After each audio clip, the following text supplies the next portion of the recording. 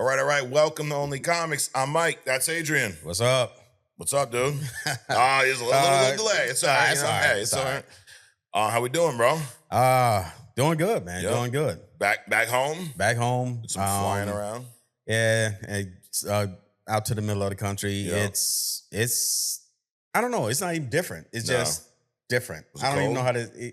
That's the only way I can say it. Is it cold out there? Yeah. I get off the plane. It's 72 degrees, which I didn't expect. Right? 72. 72 degrees. Okay. And a few hours later, wind starts picking up. Now it's 40. So it's quite the drop. Exactly. Yeah. So I can go. I'm a shorts and flip flops guy, right? And I can do from 105 down to 50 in my shorts and flip flops. And I can tolerate that. Now, most people can't do that. Right. You go to Florida and it hits 80 degrees and they got the parkas on and the blankets and the Uggs and all this shit. Arizona people, this is intriguing, right? I'm in Texas and it's buck 05 out, sweating, fucking balls sticking to my legs, all kinds of shit, right? You meet some people in Arizona and they're like, because they're used to 125 degrees. They're when it gets down to this temperature, we start putting on jackets. I'm like, wait a minute, what's happening here? That's crazy. So a lot of people can't stand those wide ranges. Well, I guess the body's getting old. Oh, shit. To be dropping from 72 to 40, dude. That's a lot, dude. But it is a lot. It's a lot. And then you got that wind factor. It was different. Well, the interns were looking for you Friday, dude. They're like, where's Adrian? I'm like, dude, he's traveling. He's over Midwest, but he ain't getting on now. Yeah. You teased them the week before. They were ready for you, dude. But shout out to all the interns out there. Shout out to all of the viewers. If you're new with us, get ready, motherfuckers. Get fucking ready, bro, because you never know what's going to happen here, Adrian. I know we're talking about comics, right? We're talking about some other stuff because we have to, right? It's in our DNA. Yeah. And dude, we got a new addition to the set. So before we even get into the news, check out my motherfucking man here.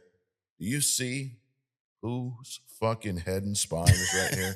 I mean, dude, I got this from Mondo, so I'm promoting another fucking website that doesn't give me shit except for charging me. Right. But look at this motherfucker, dude.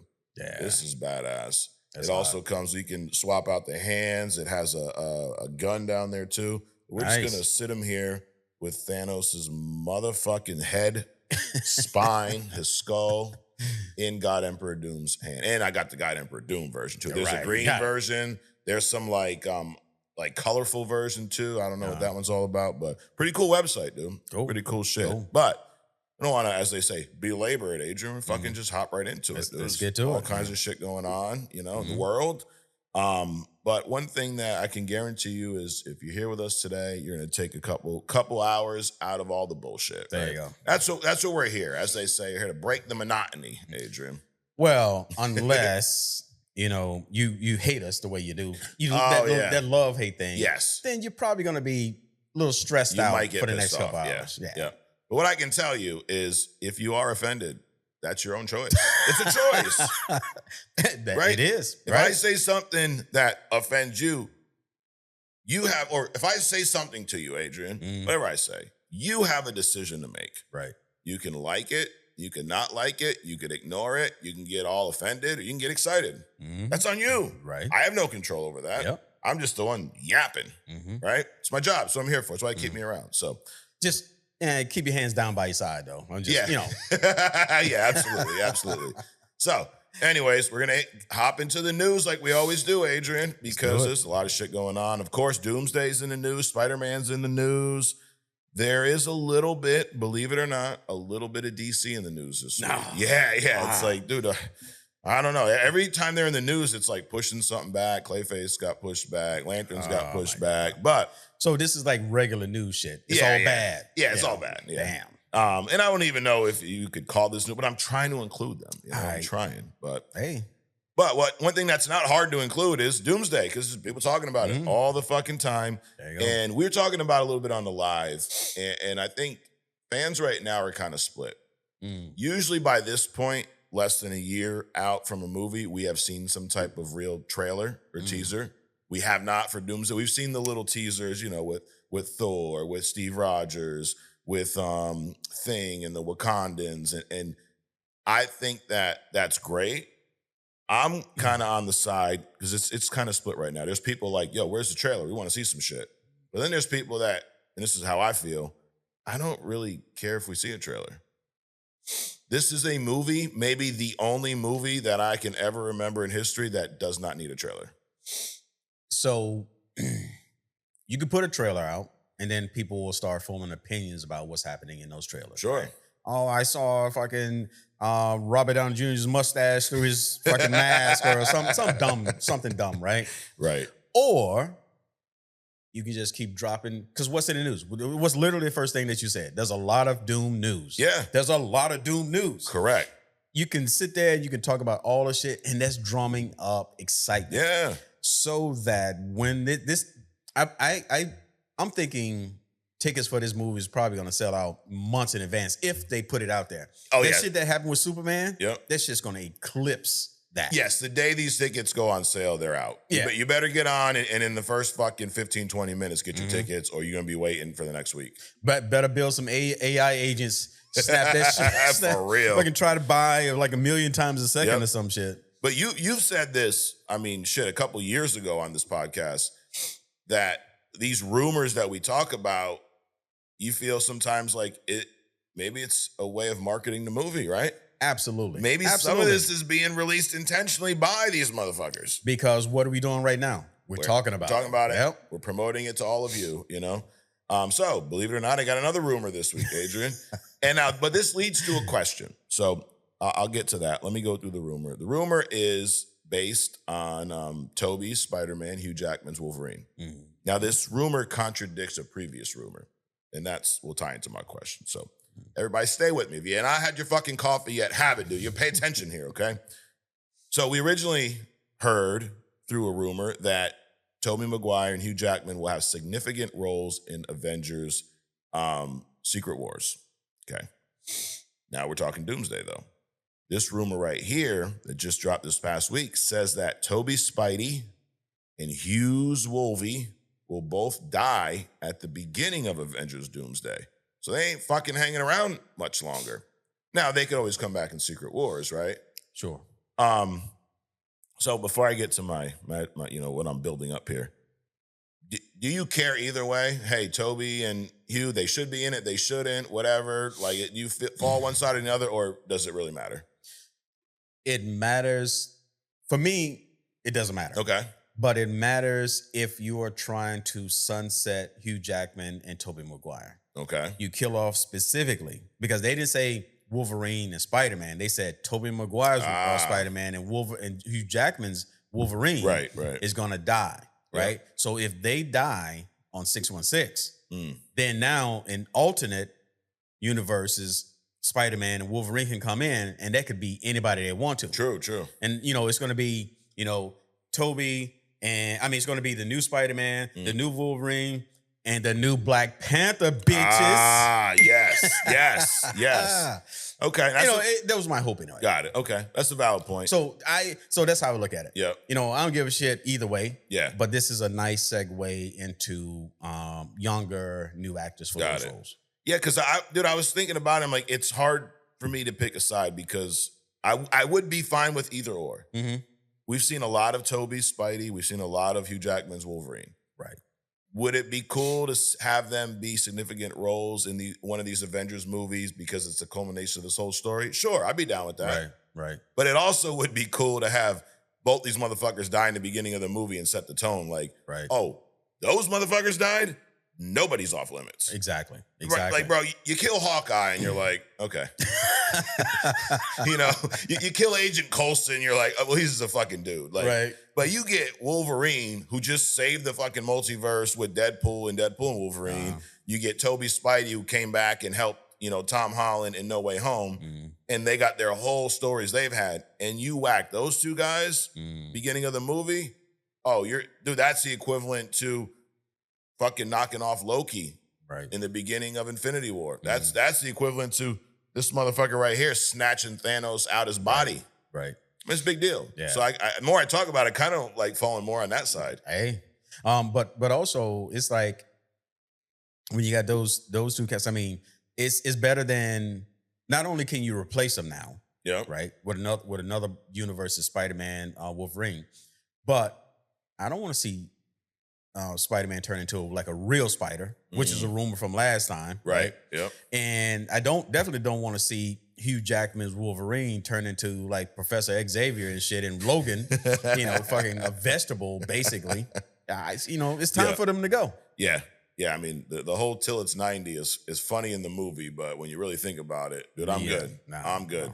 No. So yeah, I'd be good either side of this, but also both could be accurate because they could die in Doomsday, but in Secret Wars, characters that were dead will show back up.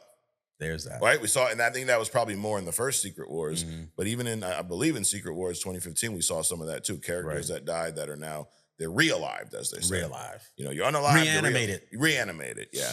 I like re-alive because it ties in with unalived, Oh, and I am the unaliver, Adrian. And you are then, Silver Fox. But a lot of people, new viewers, don't know that. We'll get into that some other time. But also, re-alive means that you actually brought back the original person. Reanimated means that, they're not, it's like some zombie shit. It's like a copy.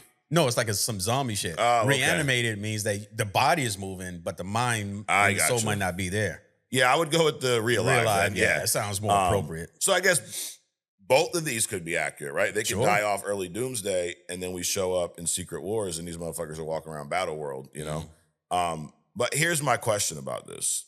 Do you think Marvel could be starting, feeding counter rumors to other rumors so that they can just have, number one, more people talking about this, but also one of the rumors is true, but if they give you two counter rumors, it's easier to kind of keep it under wraps, right? Absolutely. You think these motherfuckers could be doing that, Adrian?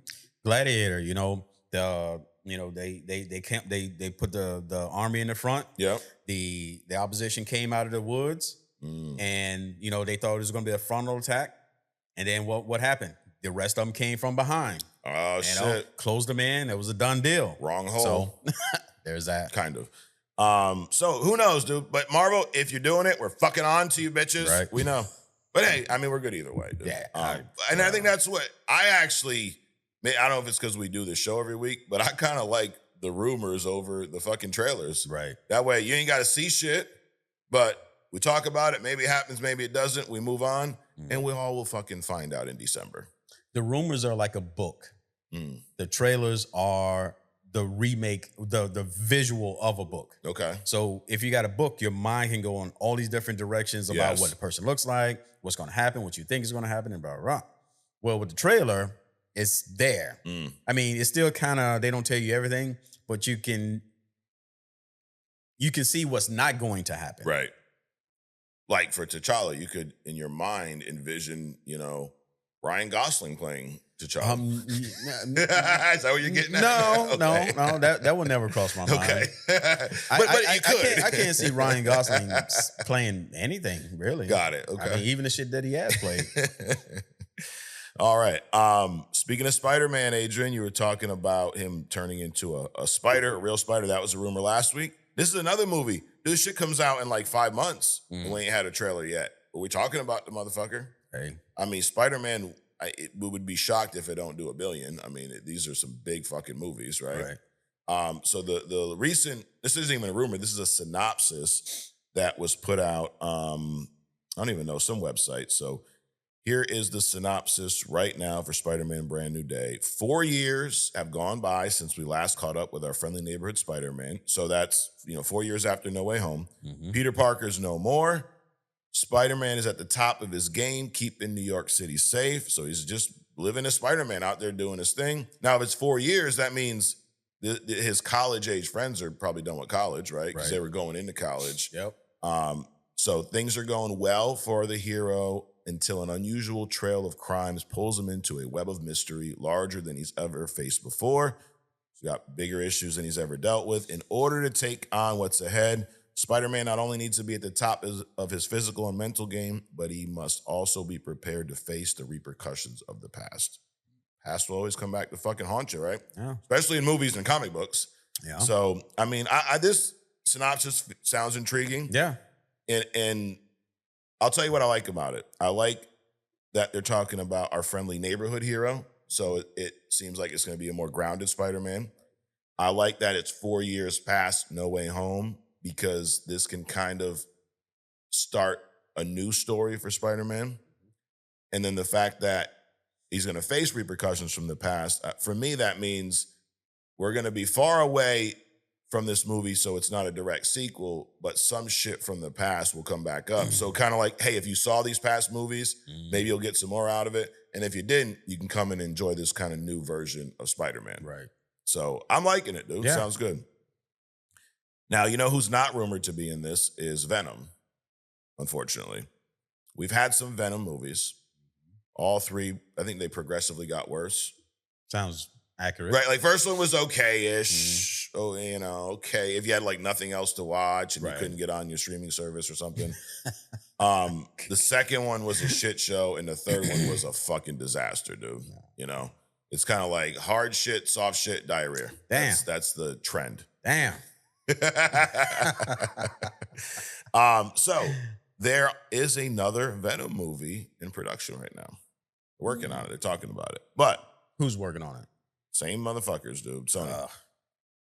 But it's not a live action movie because ever since Kraven the Hunter bombed like it did, they put all their live action Marvel movies on hold. But they're talking about a big screen animated Venom movie. Now, Venom's a character that I think could work just as well, if not better, in animation. Yeah. Right? I mean, Spidey's works really well in animation, and as much as they...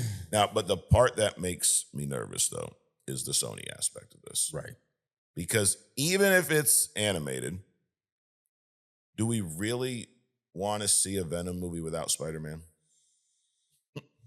Like, is it... Would you rather... Let me ask you a would you rather question, Adrian. Would you rather not get a Venom movie or get another fucking Venom movie without Spider-Man if you had to pick? So, I think they can redeem themselves, but I'd rather not get the Venom movie based on the fact that all three of them were subpar. Okay. Take that part out of it. Venom animated movie, no Spider-Man, or no Venom movie. I'll take a Venom animated. Okay. Yeah. Even with no Spider-Man. Even with no Spider-Man. Okay. Yeah. This will make the fucking guy who always cries about us agree and happy because I disagree. I'm like, I'm tired of seeing fucking Spider-Man villains without Spider-Man. So because it's kind of different. I mean, Venom has been around long enough that I think he can have its own movie. Yeah. They just done a shitty job of it. That's really it. They just done a shitty job of it. It's not like you don't know who he is. It's like, I don't need to see a fucking Venom movie. Right. I got you. I'm just, dude, I want to see these two cross paths on screen, dude. Now, it's also been long enough that they should have cross paths at this you know? point. I mean, you had the little fucking Venom jizz. Right. You know, it was left on the bar. Mm-hmm. Is it going to come back? Hopefully it comes back up in this movie. Right. I would love some scene where, like, yo, you think Spidey's dying and that little fucking Venom jizz gets all up in him, Adrian. It will revive him, you know, it will re-alive him. I would think if something crawled up my ass, it'll fucking revive me too. But he'll do something. He'll do something. He'll wake you up. But technically, Venom never went inside of him. He just coats him. He just massaged him a little bit. You know, it was like an emotional, like seeping through his skin kind of a thing. Well, either way, if you want to seep through anywhere with Spider-Man to realize, all right, this is going all kind of fucking directions now. All right, yep. I'd give myself a buzz. Just keep myself in line. So, but that's the rumor. The rumor, who is behind this movie are the same individuals that did the Final Destination Bloodlines last year. So I did not see that one. Did you see that one? That was actually pretty cool. I heard that one was pretty good. Yeah. Yeah. Because that's a franchise that they started off phenomenal. First one's great. Second one's okay. And then they just went down speaking of shit, they went down the shitter, dude. Right. But I did hear that one was good. I will tell you this, though. I said this last week. Not here. I said this on another video on TikTok because I got an offer from TikTok to make a video about the Scream movie because Scream 7 comes out this week. And you know I'm a big Scream guy. Right. And I was like, fuck, I jumped all over that. So I did it. And I said in this video, so if you didn't see, I'm going to say it here so all of y'all can either agree or get upset in the comments. I'm a horror movie guy. Okay. Are you? You're not big into horror. No, I'm not big into horror. There's specific things I like. Got it. Like if it's good enough and it hits your radar, you'll check it, but you're not like, oh my God, I got to go see the fucking, Scream 37. Yes. No, I'm not doing that. I'm in line, dude. I saw 35, 36. Let's go. But my take on Scream, number one, the first Scream is one of my probably top 3 all-time favorite horror movies. Okay. Then I've seen all of the Scream movies. There's 6. The 7th one drops this week. I will say this. I did say this. I challenge anyone to bring up a franchise that matches Scream in quality for having 6 movies and not having a bad movie. One thing about horror movies, because what attracts a lot of people to horror movies is the killing, the blood, the gore. And the breastises. There are some really fucking bad horror movies that people still watch because there's a lot of killing and shit. Scream, in my opinion, is a franchise that does not have a movie like that. Even the worst Scream movies are still pretty good. And it's not just about the blood and gore. So my take is the Scream movie franchise is the best horror movie franchise from a quality movie standpoint. Okay. Not a bad one. Okay. I challenge you motherfuckers. Bring me one that is better than Scream. I guarantee you can't do it. Maybe you can. Maybe it'll surprise me. Like, oh shit, I was fucking being stupid. But wouldn't be the first time. Okay. So I'm gonna go see that this weekend. I'll talk about it next week. But so I guess you could say I'm a Scream glazer, Adrian. Mm-hmm.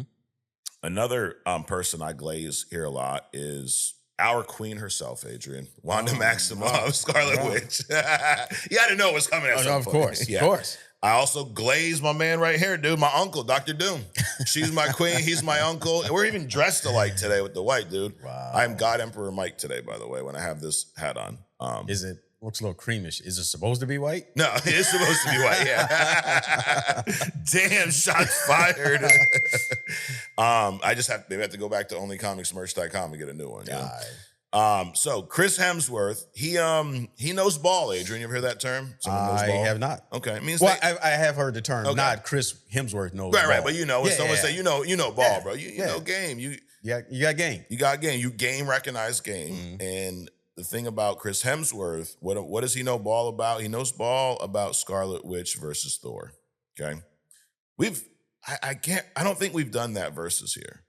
No. We have not. So we will, you know what? I ain't making any promises because we got a lot to talk about. It's going to happen either here or on other stuff, depending on our time. So, but Chris Hemsworth says this. They asked him, because Thor does call himself the strongest Avenger in the MCU, right? Yep.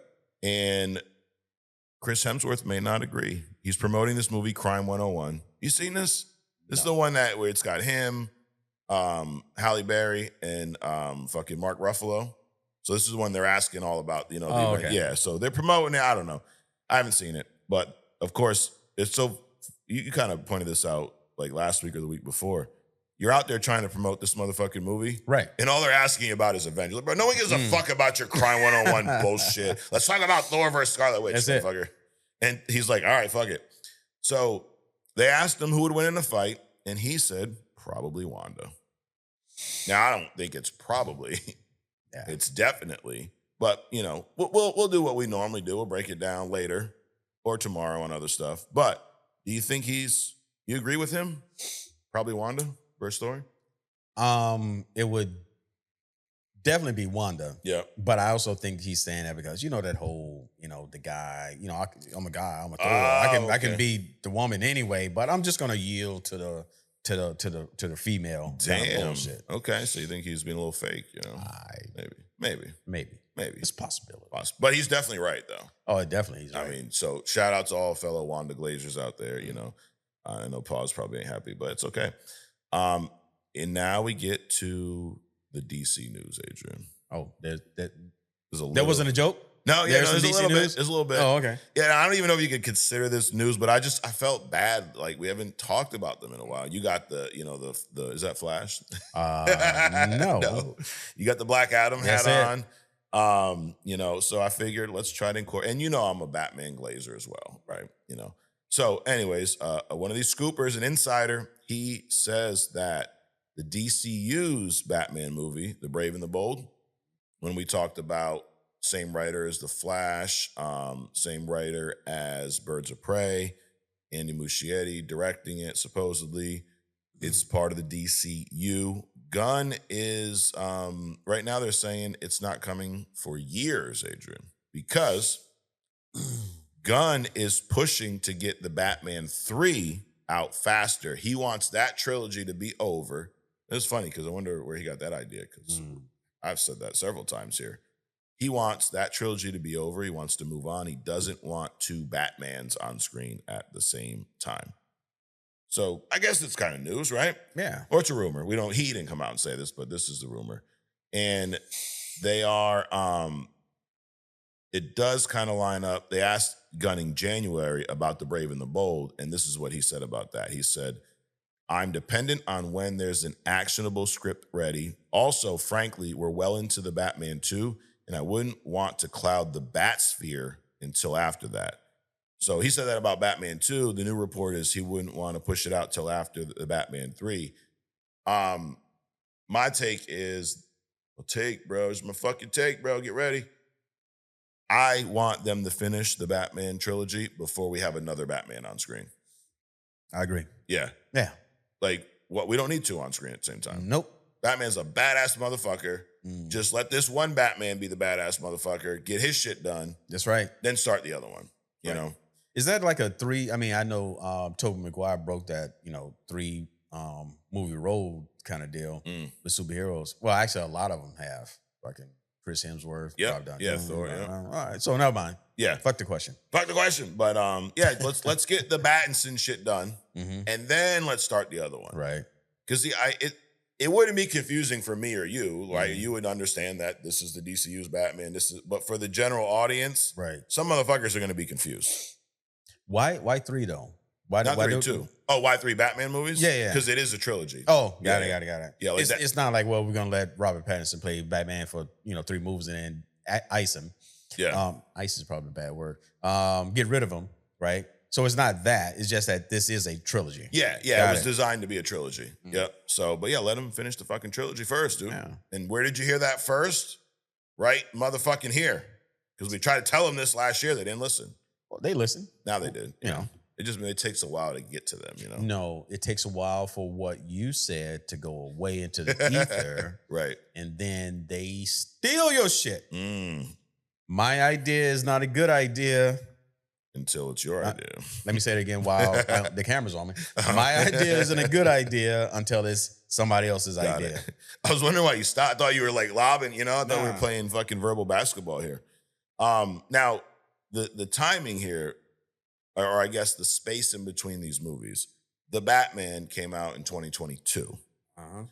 The Batman 2 right now been pushed back, several times. Remember, I had my crash out here like a year ago. I'm still recovering from that, but it is set right now to be released October 1st of 2027. 5 years. 5 years is a lot. That's a lot. Does that mean that the third one is going to take another 5 years, or is Gunn going to be able to kind of fast track it to maybe 2 years? Who knows? But that leads me to another question: is there a gap between sequels where you would go, you know what? We don't really need that anymore. That's an excellent question. Like what's that time where, hey, if it's 10 years, do you want to see the fucking sequel? Or well, clearly that's not the case. Okay. Top Gun. It was 30 years before Maverick came out. Yep. Excellent, still an excellent movie. Okay. But 30 years, dude. 30 years. Yep. And I've never seen Top Gun. Of course you haven't. You did, obviously. Yeah. Was Top Gun a movie that at the time you felt like you wanted more? No. I think it did what it needed to do, wrapped it up nicely, and that was it. Okay. And if I never saw another Top Gun again, I would have been good. Got it. But it just so happened 30 years later, they came out with another one, and it was also excellent. Okay. And guess what? I don't think they need to make a third one. Got it. But if they do, they have enough success. I would have been interested in it, but because by the time I come out with it, I'm sure I'll be dead. Right. Damn.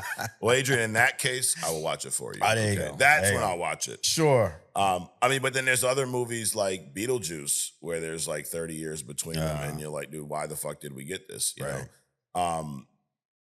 But in a movie where there's a planned sequel, maybe that would change it. Like if we know the Batman 2 and the Batman 3 are on the schedule.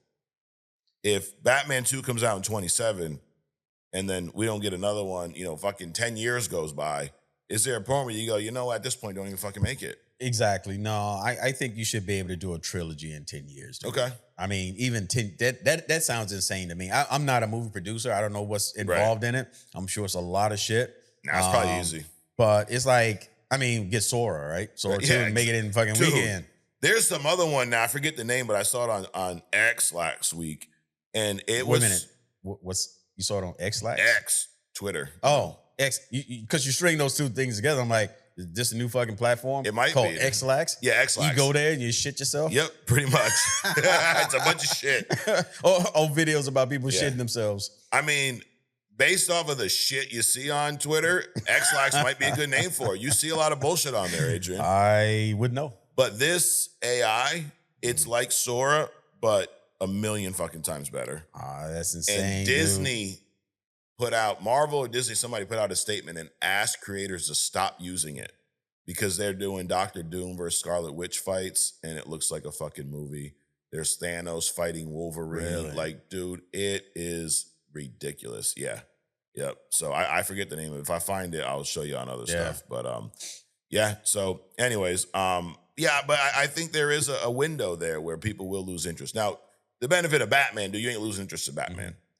But if this was just some random like bullshit, you know, some fucking, I don't know. I mean, I saw the what was it? The Wicked movie a few months back. If they go, hey, Wicked 3's coming out, and then fucking 8 years goes by, they'll keep that shit. Nobody gives a fuck. So fucking Disney, please stop using your free subscription to do movies better than we can. That's the problem, dude. If this is this, wait till you see it. If this is this good right now, right? What the fuck is gonna happen in 5 years? Because Sora just came out, or Sora 2, that big update, the one you're talking about, a few months ago, and now they got this new one where, dude, this is movie quality shit.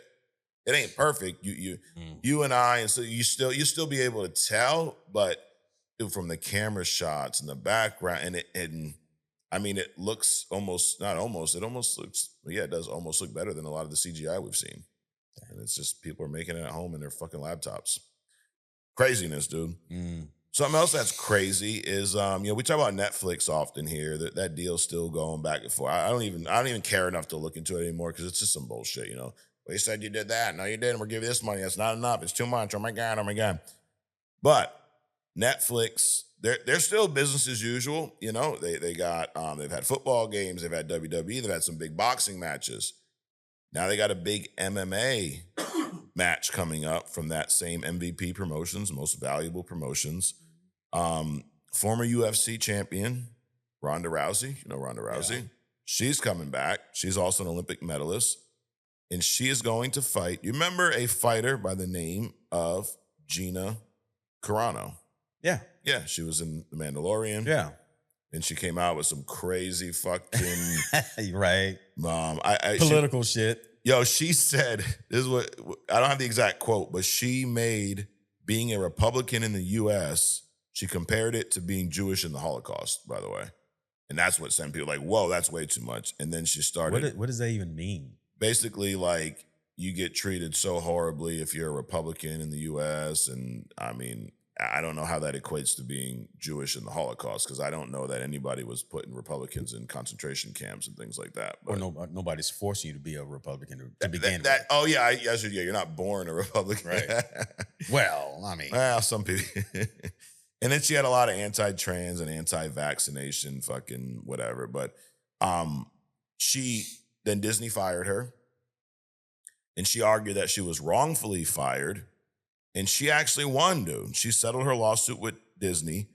So a rare victory for an actress over a big company like Disney.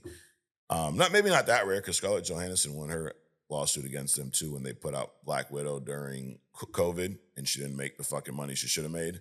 So she won her shit too. But anyways, she was, Gina was kind of canceled for a while.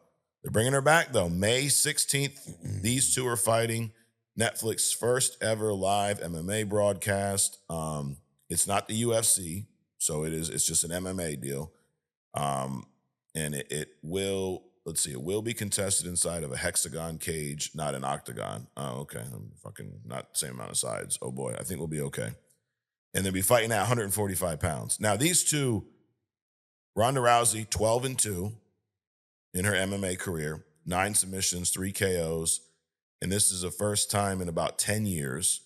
And then Gina Carano was 7-1 with 1 submission, 3 KOs. And she actually, I think, stopped fighting prior to Ronda even fighting. So she's a lot older from a fighting standpoint. And far less wins. Yes, far less wins. I am, believe it or not, I'm pulling for Gina. Yeah? Because I can't fucking stand Ronda Rousey. No, really? Yeah. Dude, I boxed as a teenager. That's not that you lose boxing, but that's why you lose gambling so much. Why? So you're too emotional about it? Oh, yeah. Yeah, I can't bet on this because I won't bet on Ronda Rousey. But I used to box, dude. Yeah. I used to wrestle. I'm big into combat sports, and there's a respect behind it. Okay. We're going out there. We're going to try to beat each other. But I got respect for you. You're a fighter. You got respect for me. Before every round, you're supposed to touch gloves. Okay. That's just so hey, whatever. In the middle, you see it in fucking, boxing. There was her first loss. She was fighting Holly Holmes. And she didn't touch gloves. Match starts, fucking Holly puts her hand out, says no, and then she proceeds to get her motherfucking ass whipped. So good for you.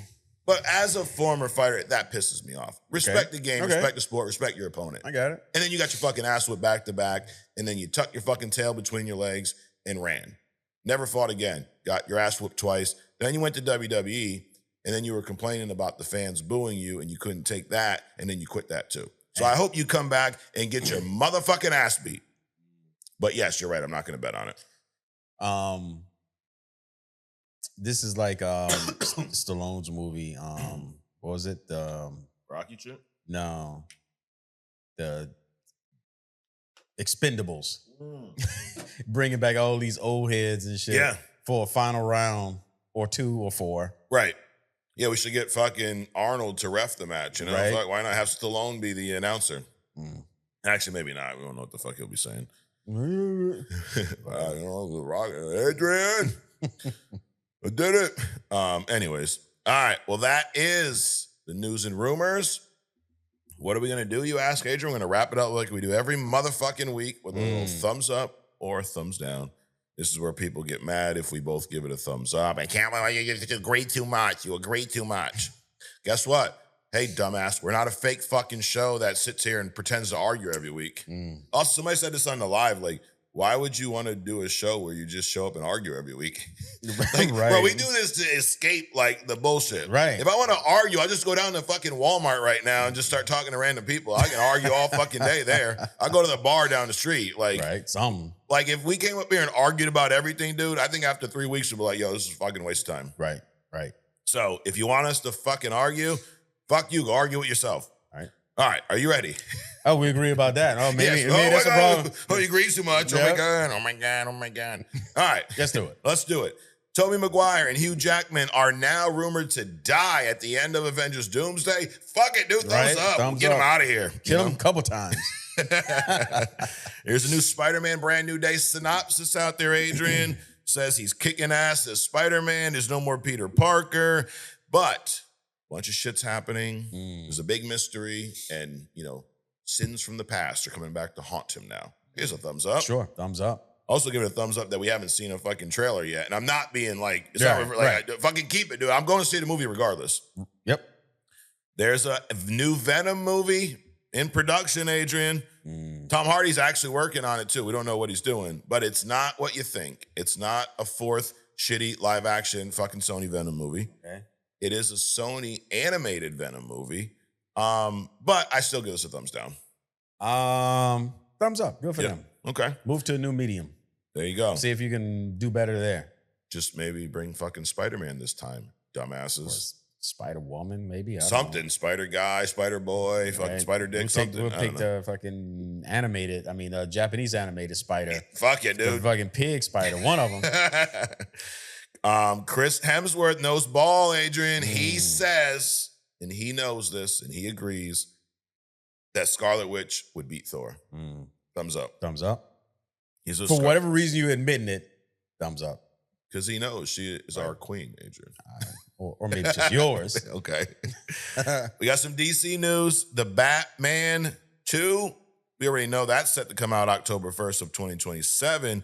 But James Gunn allegedly is fast-tracking Batman 3 because he wants the Pattinson franchise done before he starts Brave New World. Brave New World. Scratch that, cut that shit out. The Brave and the Bold. I give that a thumbs up. Thumbs up? Dude, why does everything got to be brave? You know, the Brave New World, Brand New Day, Brave and the Bold. Maybe they're not brave. Why does everything have to be listed as, water added or some bullshit? They want to make it sound clean and healthy so they can, get your money. Yep, absolutely. So the next brave piece of news here is last piece as well. Ronda Rousey's coming out of retirement. Gina Carano's uncanceled. She's returning. MMA headlining Netflix in May. May 16th. These two going one-on-one. I give it a thumbs up. Why not? I'll be watching thumbs it. down. Thumbs down. Okay. You're not gonna watch this? No. No? Okay. No. And you sat through the Mike Tyson fight, dude. Jake Paul and Tyson. I kind of wish I had none. Because I can't get that snot out of my mind, dude. I can't. That's unfortunate, dude. Yeah. And the fact that he just used that as like a fucking, joke. Yeah. Emotional with his son and then turns around and walks away with his ass hanging out. Come on, dog. I don't need that bullshit. Trying to get views, dude. They're trying to get paid. I guess. Now that is one thing that we don't do here. We don't blow snot. We don't. No, I'm just saying. We don't do shit just to try to get views. No. There are accounts and other podcasts that do that. There are other content creators that do that. I just want to try to get some more views. Now, I'm not knocking it, dude. You're trying to get paid, trying to do your thing. Yeah, do your thing. We will not do that. We'll just be ourselves. We'll just shoot you straight. So if you don't like that, then fucking get off the show right now. I'm like the worst marketer. Right? Like, make room for the people that want to do that. Yeah, make room, bitches. Right. Fuck. If you like us, come here. If you don't, fucking stay home. No. Anyways, that being said, subscribe if you haven't already. Turn on that little bell, get the notifications. Right. Yeah. And then also check out other stuff, dude. We have other stuff coming up later, tomorrow. There's some conspiracies. We're going to talk about, who we're going to talk about? Not on other stuff, but on here in a little bit, is Odin.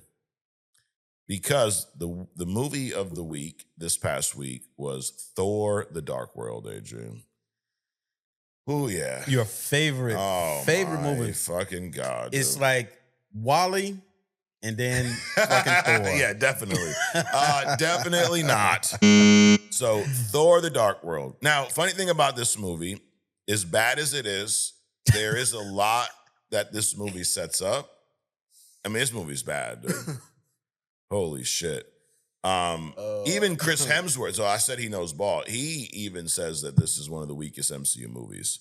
But in this rewatch, we had to watch it. That's a rule I have for myself. I'm not skipping any movie. But listen to what he said. He said the weakest. He didn't say it was bad. Okay. Because the weakest means that out of the whole body, this is the least. He didn't say this was shit. Okay. Like you're saying. I'm definitely saying that. But if you don't watch this movie, there's parts of Endgame you're not going to understand. And there's parts of the Loki series you're not going to understand. You also have a lot of Loki in this movie. So, all right, here we go. Let's talk about, I watched it this past week, and who directed this? There was actually a director swap mid-movie. So originally it was Patty Jenkins. She later directed Wonder Woman. She was hired to direct. It would have been the first female-directed MCU movie. Wait a minute, the Gil Gadot Wonder Woman or the Linda Carter? No, Gal Gadot. Yeah, no, definitely not the fucking Linda Carter one. So she went on to direct Wonder Woman, which I never finished that movie, but I remember it being decent. Yeah, the it was first good. one. Yeah, I think it was good. Okay. So that 84 was shit though. That's what I've heard, unfortunately. But she left, Adrian, over creative differences because Marvel wanted a cosmic space opera and Patty wanted a Romeo Juliet story on Earth. And they're like, we ain't doing that shit. We want this cosmic bullshit. Yeah. The fuck? So Alan Taylor came in. He's a Game of Thrones director. And he's the one that gave us this amazing piece of shit. Wow. Now, but some of the issues, the villain, Malekith, was, first of all, the design was ridiculous looking. The fucking, just the white, it looked cheap, like some fucking Party City, costume. And he just was underwhelming. Like, the guy actually, Christopher Eccleston, hated making the movie. So that shit usually shows, right? Like, that's the issue with Jennifer Lawrence playing Mystique. Like, she don't want to be in the fucking makeup, and it shows on screen. Right. So she don't want to be there. Or the chick that played Captain Marvel. Yep, your favorite, Brie Larson. I can never remember her name, dude. You know how your mind, like, blocks off certain things? You can never remember this fucking word? Yep. Brie Larson, not that I want her. Right. It's kind of like how your eyes you don't see your nose, but you can see your nose. But you ever read about that? Like, what? Your nose, like, your eyes do see it the whole time. Yeah. But it fucking, like, blocks it out from your brain. Yeah. So what else is So you filed that under useless information. No, dude. Here, I'll tell you why it's not useless. Okay. I want to hear this. What else could your eyes be blocking from your brain that's out there? Fucking everything the government is fucking doing and so on and so forth. Lizard people. Yep. You're a Matrix guy. Yep. Remember when they started seeing the source code? Maybe our eyes are blocking that. So there's frequencies. That's why I believe in, like, ghosts and all this other kind of shit, right? Yep. Because there are frequencies and your eyes are designed or have been corrected to only see certain light. So fucking lens crafters, them fuckers are in on it too then. Oh, yeah. So they fucking your eyes up. So you get more and more, as you get more information about the surrounding that you're in, lens crafter is making your fucking eyes go worse. So you can't actually see the shit that your mind is coming up with. You feeling me? I do. I feel you. Yep. So you're telling me it all starts when they start putting glasses on motherfuckers. Exactly, because my eyes have absolutely gotten fucking worse, dude. Damn. That's why they be shutting down during... Anyway. So my point, bro, there's probably other shit that your eyes are keeping away from you. Like your nose, or like the fucking person standing in the corner over there, or like the Anunnaki. Enki's right there watching. He's ain't saying nothing, and we can't see him because our eyes aren't tuned in yet, maybe. I don't know. Fucking James Gunn standing over the corner. That's why he got all these. He's getting all these ideas and shit. Absolutely, yeah. He's out. He's fucking in the booth right now. Fucking DC is coming back around because of only comics. Absolutely. But anyways, this guy, Christopher Eccleston, who plays Malekith, hated making the movie. He didn't know that he had to undergo 6 hours of makeup every day. He later compared the experience to a gun in your mouth. Damn. And he said Marvel wasn't honest with him about the role. I mean, I could see that. Like, hey, you're going to play this character, sign up, whatever.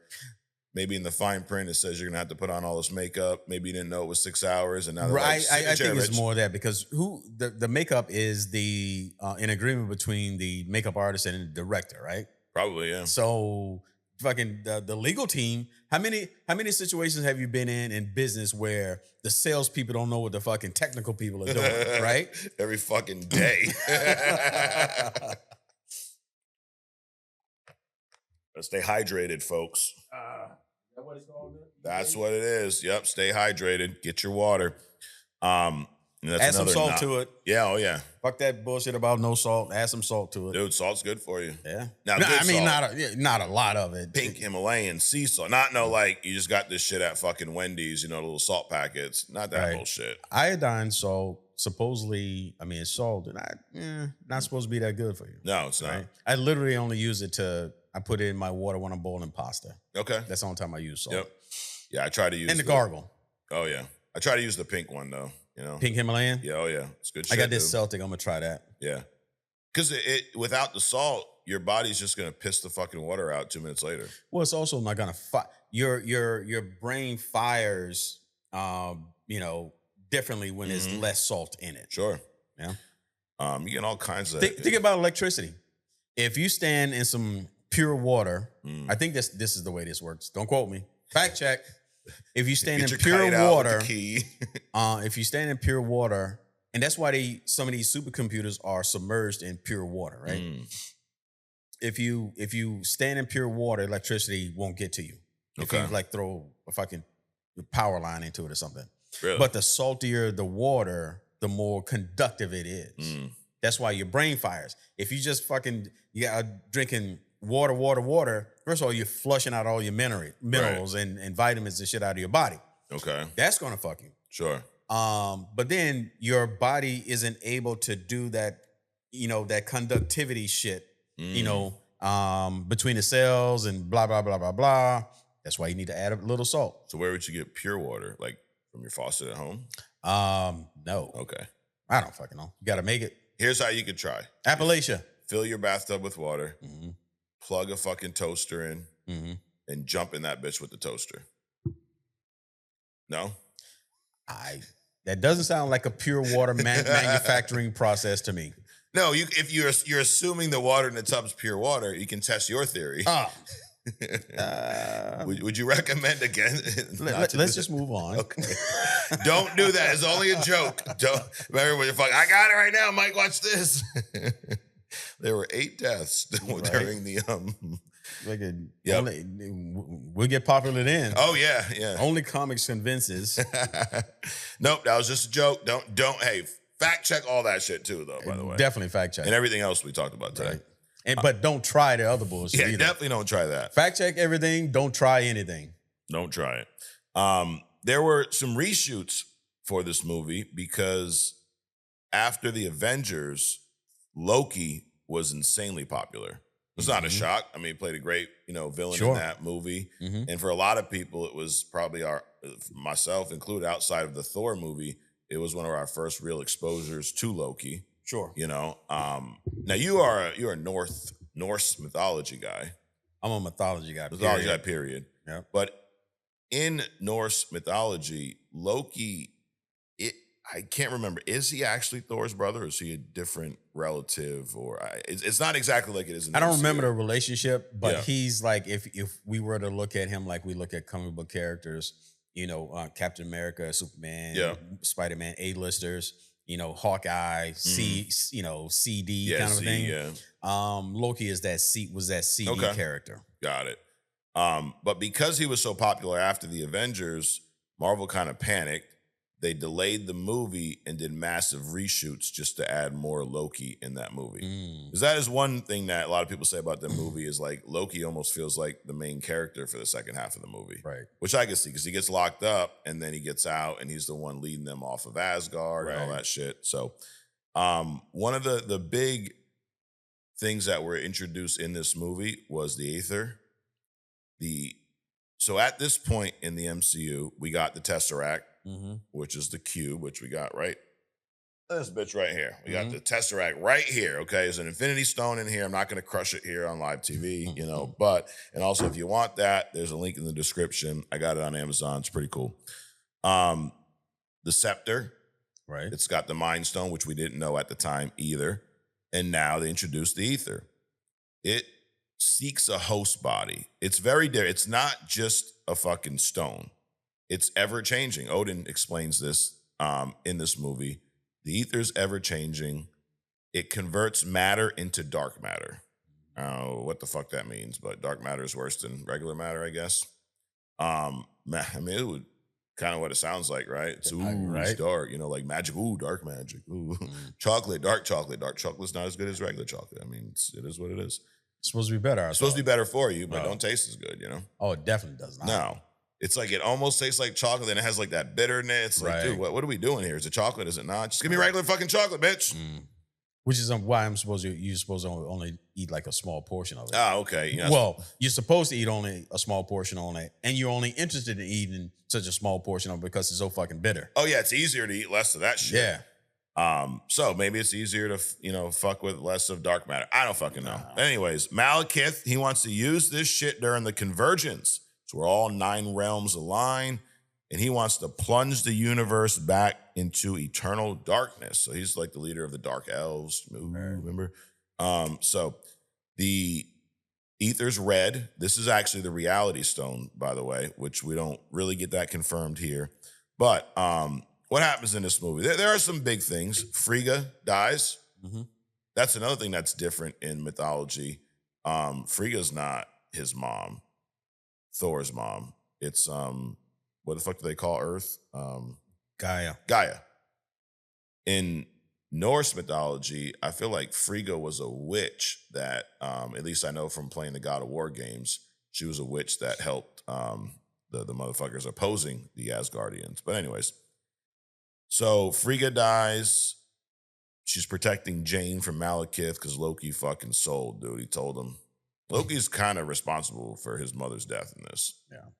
But he's in prison because of him trying to take over the fucking world. That didn't go over well with Asgardian. Typically doesn't. Yeah, like you're in your little fucking cell, dude. What the fuck's wrong with you? But he gave that, the monster directions to the throne room, and then that kind of indirectly is what caused Frigga to pass, to be killed. There are some cool little scenes with Loki in the cell. And you almost forget sometimes that Loki can project illusions. Like, right. Thor shows up and he just looks fine. He's just smug. He's just being himself. But then when he drops the illusion, fucking Loki's cell is destroyed. He's all bleeding. Obviously, he's in there fucking hurting himself. Mm. And he's all fucked up. Remember, this is a pretty fucking sick looking scene. So Loki's kind of on this, I guess, redemption arc because right now they're trying to get off of Asgard. Mm-hmm. Dude, Odin's a motherfucker sometimes, dude. Wow. And I think the main issue there's a lot of issues with this fucking movie. The villain was underwhelming, and the end of the movie just felt underwhelming as well. So remember the convergence? You got all these realms kind of lining up, and you got the fucking the human characters in this movie, the non-power, Jane and her little crew. They're using their little fucking remote dial to fucking teleport people over here, over there. It just felt kind of messy. It's kind of all over the place. This is like a lot going on in this fucking movie, and not a lot that was interesting. Right. Some of the visuals were cool. I mean, Asgard always looks cool as shit on screen. Oh, yeah. You see a lot of Thor and Mjolnir in this one, which we didn't see in the first one because, he was unworthy for most of the movie. So we see him actually swinging his fucking hammer. You see him fighting dark elves. I mean, some of the fights are pretty cool. But as a whole, it was just a very lackluster fucking movie, in my opinion. Mm-hmm. Yeah, it was. And I think the stuff that's more interesting is what it sets up. Thor obviously, with the help of Jane and his friends, defeats Malekith. It was pretty cool when they were fucking like cutting off his limbs and shit with the convert, moving him here and fucking chopping his arm off, and all of a sudden his arm's in one realm. That was kind of cool. But as a whole, what I did enjoy about this movie was Loki. The Asgard stuff, like seeing Odin and Thor interact on screen is always pretty cool. Mm-hmm. Heimdall also commits treason to help Thor because he realizes, like, dude, you're right in this motherfucker. I always like Loki and Thor's interaction on screen because they're brothers. Right. They really are. They fucking love each other, but Loki will cross this motherfucker in a fucking New York minute. Yes.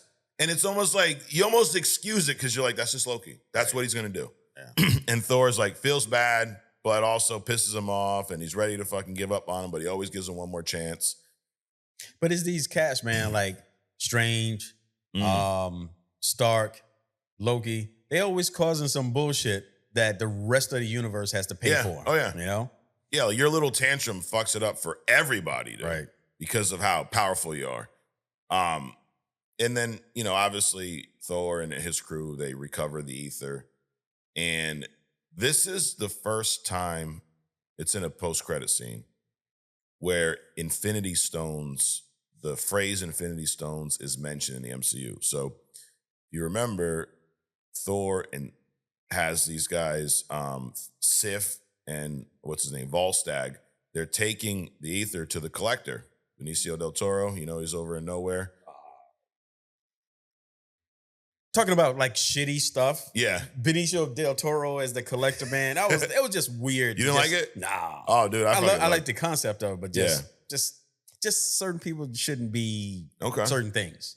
In that, Sif says, with the Tesseract already on Asgard, it's not wise to keep 2 Infinity Stones so close together. So that's the first time they acknowledge it.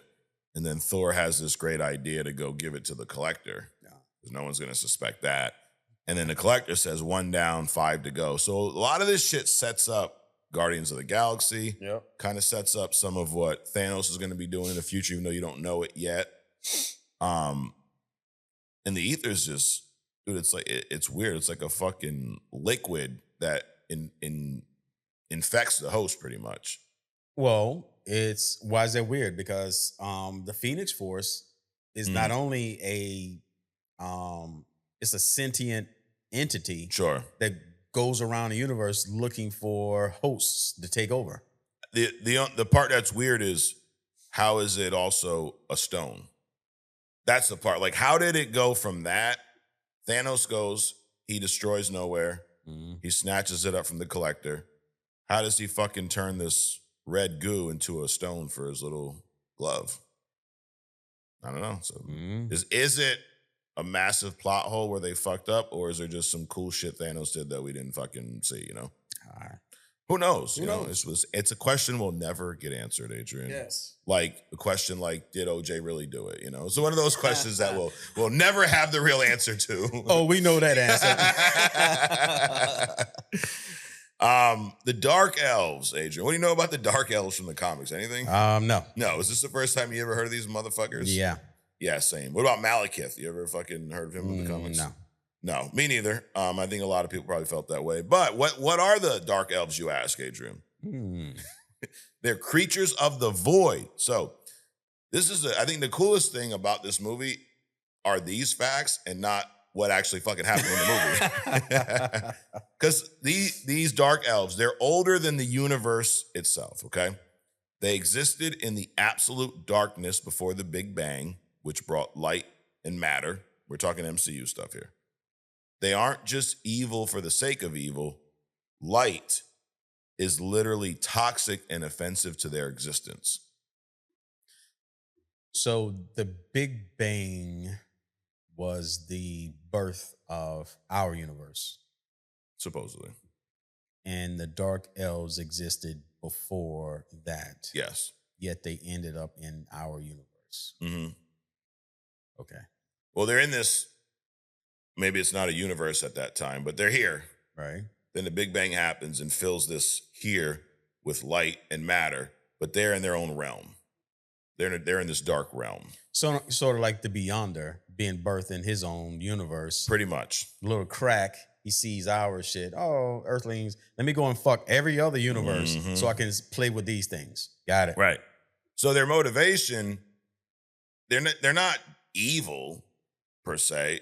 The light's toxic to them. So Malekith's goal isn't to conquer the universe. It's just to turn the motherfucking lights off so that people can survive, bro. It's too bright out there. Right. Shit's poison. It's fucking me up. Turn the lights off, bitch. Okay. Thanos' thing wasn't really to get rid of half the people. It was really to save the rest of the people. Exactly. They're just great guys, you know? Yeah. Now, in the comics, I guess Malekith is very different. He's chaotic. He's colorful. He's a grinning sorcerer. He's almost like a high fantasy Joker. Okay. Which is not what we got. No. Dude, he was just a boring ass fucking like commander. Right. No personality at all. Said like 3 things and just went out and destroyed shit. Bland, bullshit. It's like white people food. You know, no salt. I'm just kidding. I love your food. It's so great. Yeah. You see that video I sent? Yes. Oh, dude, that's hysterical. Especially the first one, the first guy. Yep. Now they have some cool tech. They got these black hole grenades. We've seen this in the movie.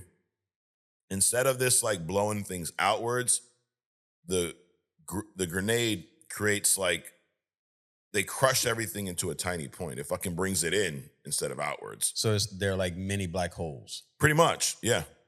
They have those big ass ships. They're like vertical blades. They slice right through defenses. They don't use lasers. They use brute force. They have stealth tech. Even Heimdall can't see them, and he can see every soul in the universe.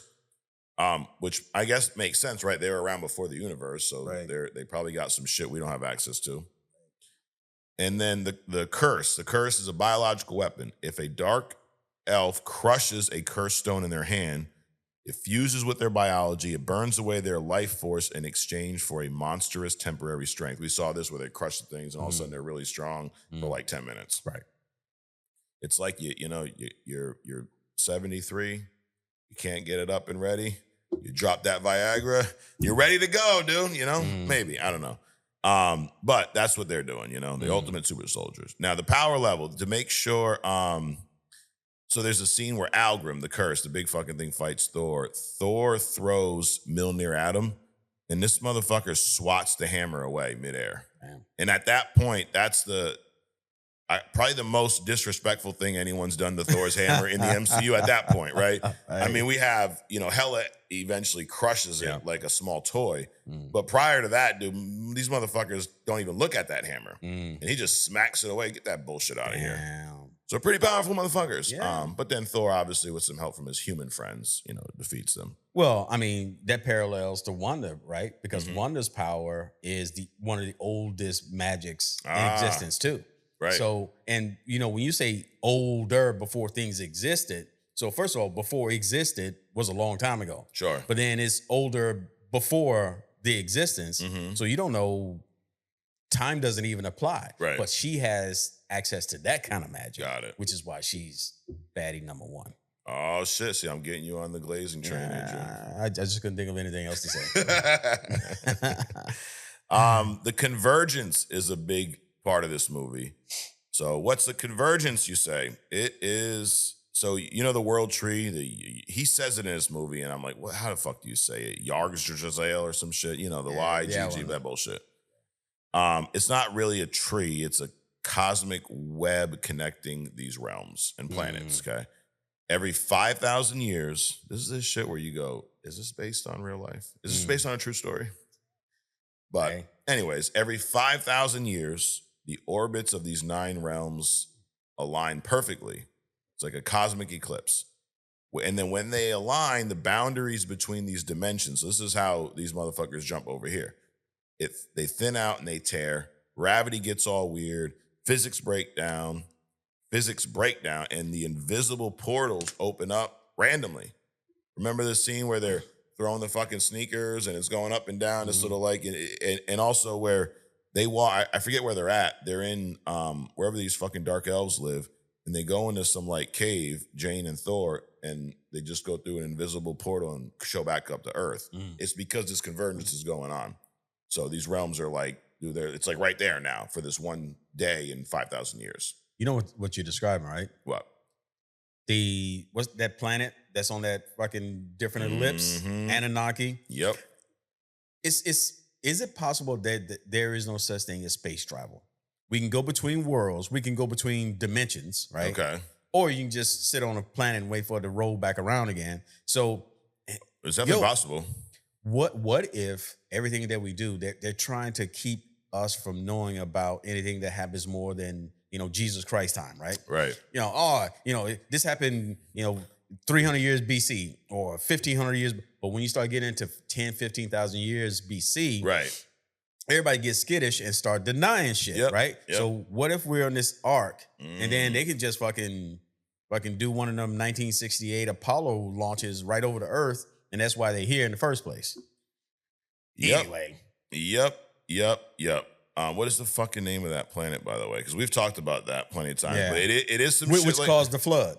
Which causes the flood. Maybe the flood happens every fucking 4,000 and change. Planet X is like the bullshit name for Nibiru. Yeah, Nibiru. Or Planet X as they call it. And that's why he's like, hey, Nibiru's come back around. Let's jump on our Apollo, capsule, jump over there, right? Let it destroy all this shit on the Earth, and then hey, we'll see you in 5,000 years. Yeah. And shit. Yeah, I mean, if you live as long as these motherfuckers, 5,000 years is nothing. Right. It's like fucking 2 years for us. Yep. So every 5,000 years, when Nibiru comes back around, the convergence happens, or one or the other. I don't know, one or the other. But they align, and you also have these scientists. I say they're just human. It's Jane's whole crew is scientists, right? Sure. Her, Darcy, Selvig, and If there was a black person on there, would it be a scientist?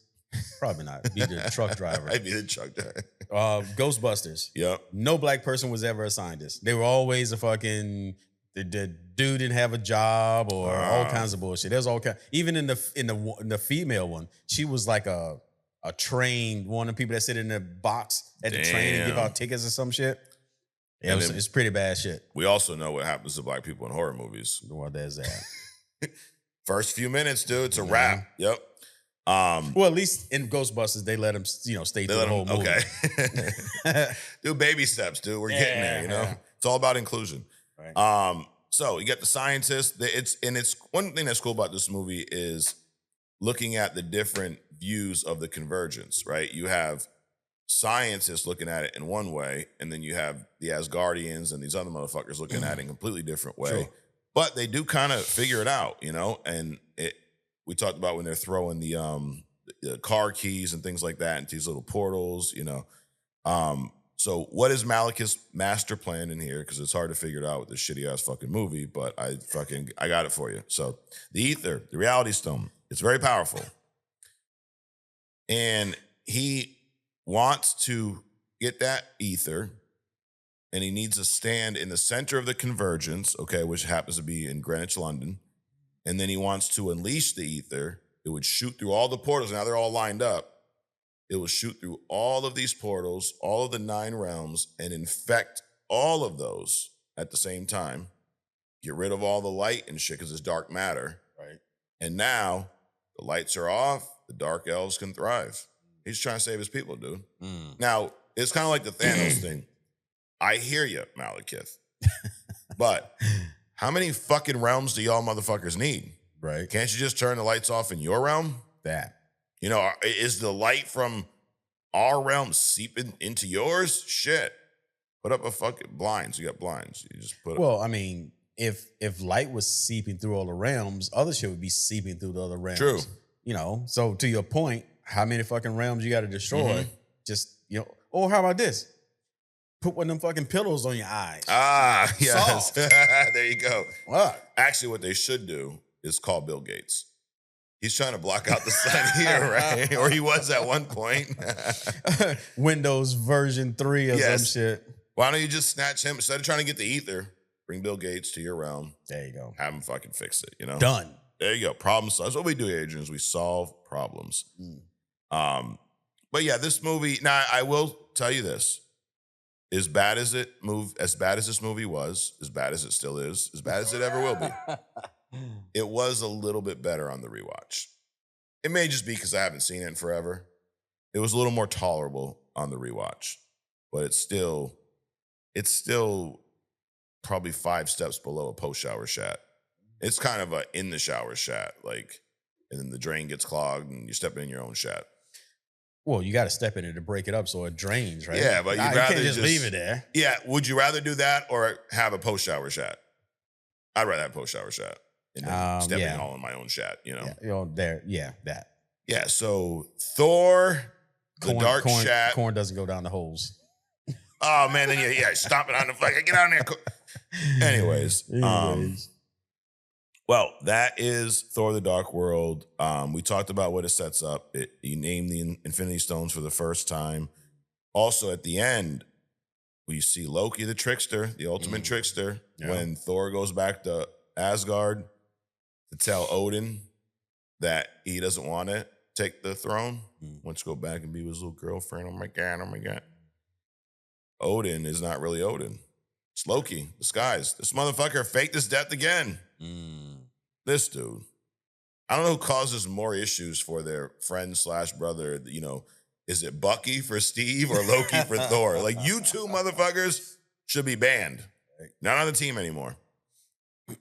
The Endgame heist plays off of this movie a lot because where they capture the ether is during this movie, essentially. When Jane is infected with the ether, she is on Asgard.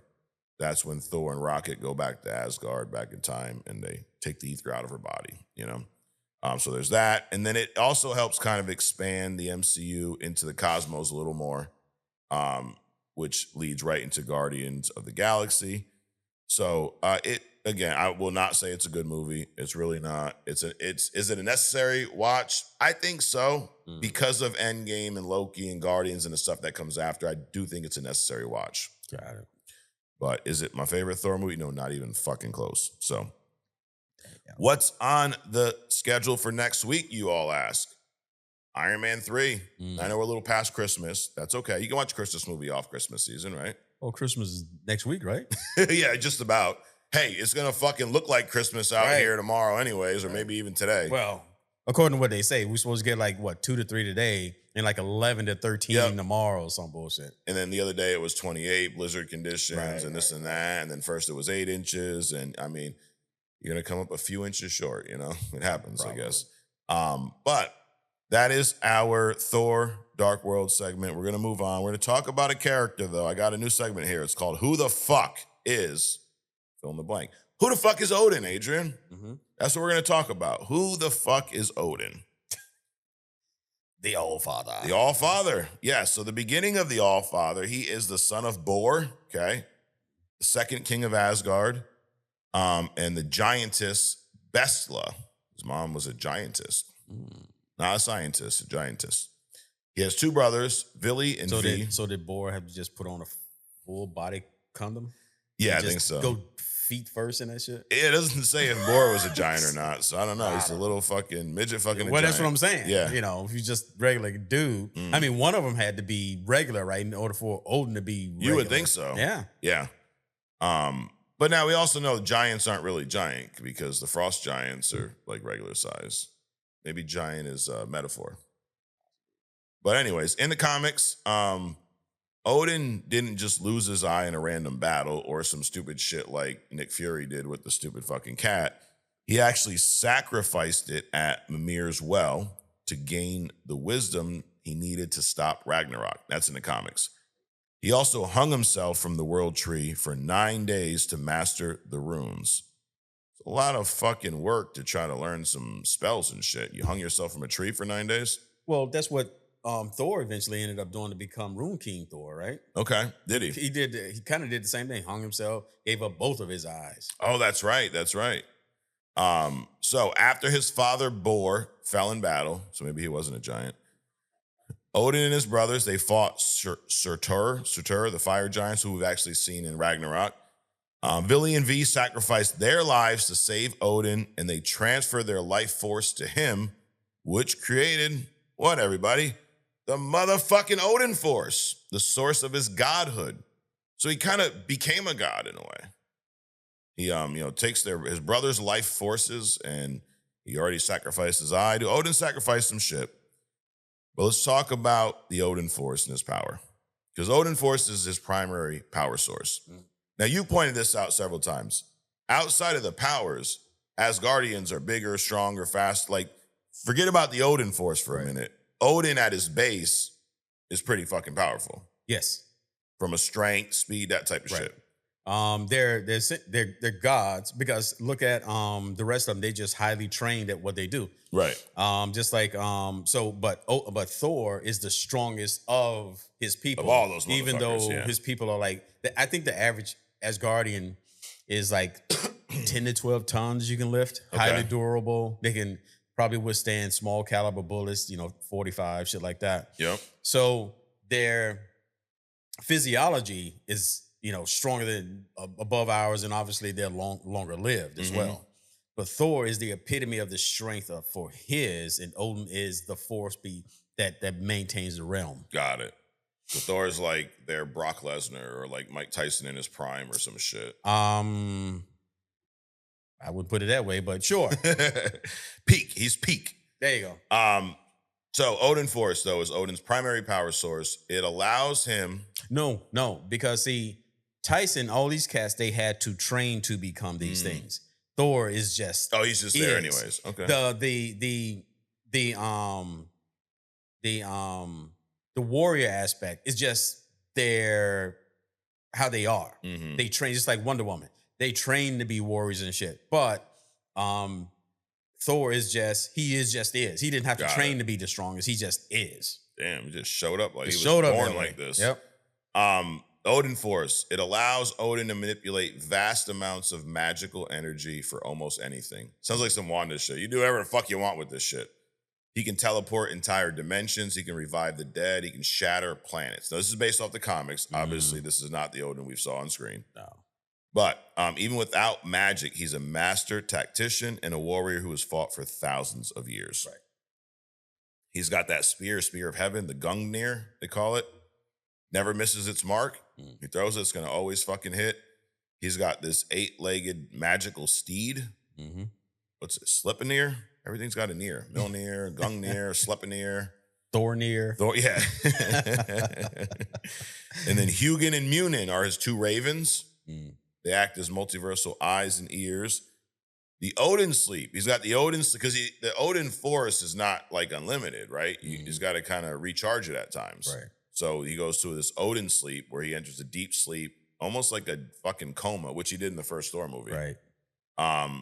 And this is like I think it's a way to nerf crazy, powerful characters, because there's plenty of stories where he's in this Odin sleep, and that's where he's most vulnerable, and that's when Asgard's most vulnerable. Correct. But if he doesn't go in the Odin sleep, he can't replenish the Odin Force, and then in these battles and these things, he's going to be fucking useless.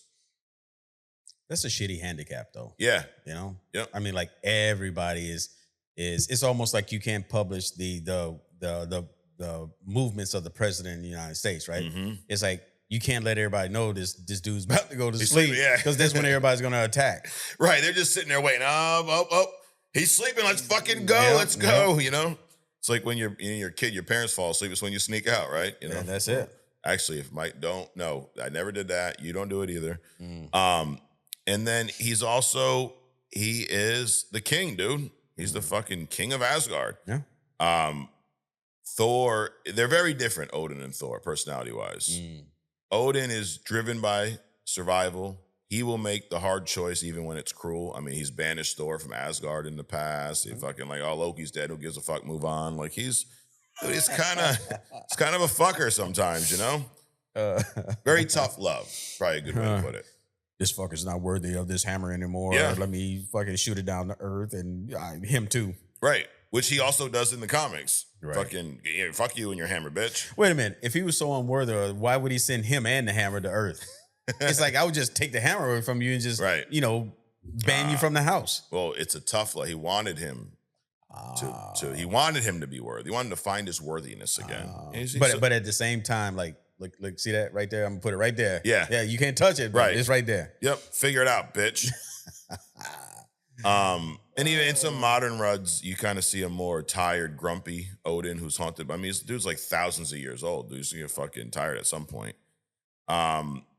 What else has he done? He commissioned the dwarves to create Mjolnir.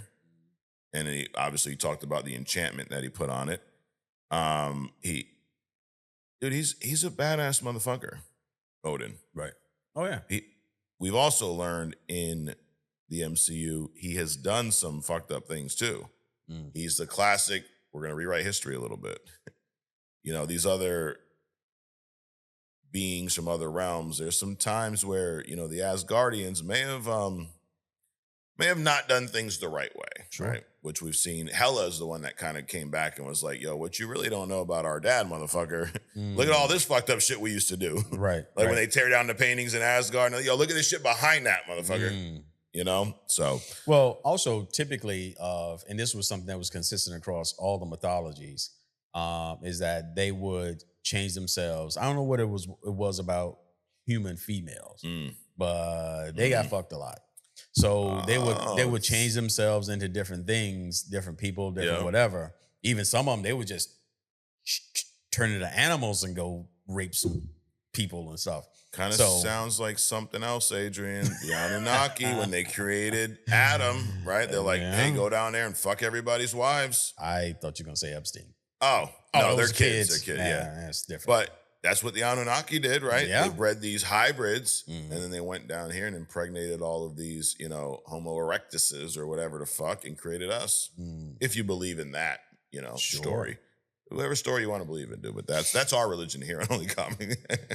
Maybe not. Maybe not. All right, his strength, scale of his strength. Do these galaxy tiers. So you did, was it last week you did the power sets? It fucking every week blends for Hidden Gem. No, last week was the source of the different powers for certain characters. And then there was one where you did like the actual levels of powers, or am I thinking about the same one? I don't know. You know what? It's a lot. It is a lot. But you talked about powers last week. Yep. And the Skyfather class in Marvel, because Marvel has their own power scaling world, right? You can look all this shit up somewhere in some book somewhere. But I just use AI, dude. It's much easier than fucking going through thousands of pages. I just go, tell me this shit, bitch. So I talk to my AI. Like, tell me this shit, bitch. I'll fuck you up. Damn. Not really. Damn.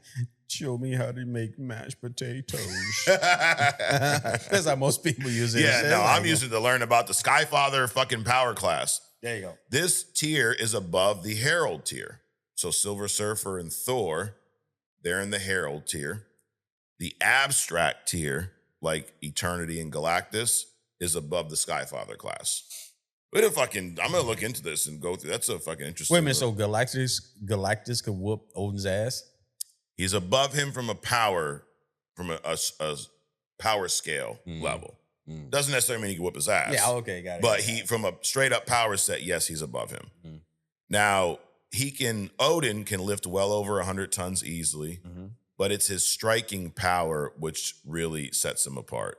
So there's a fight in the comics with Seth, the Egyptian god of death.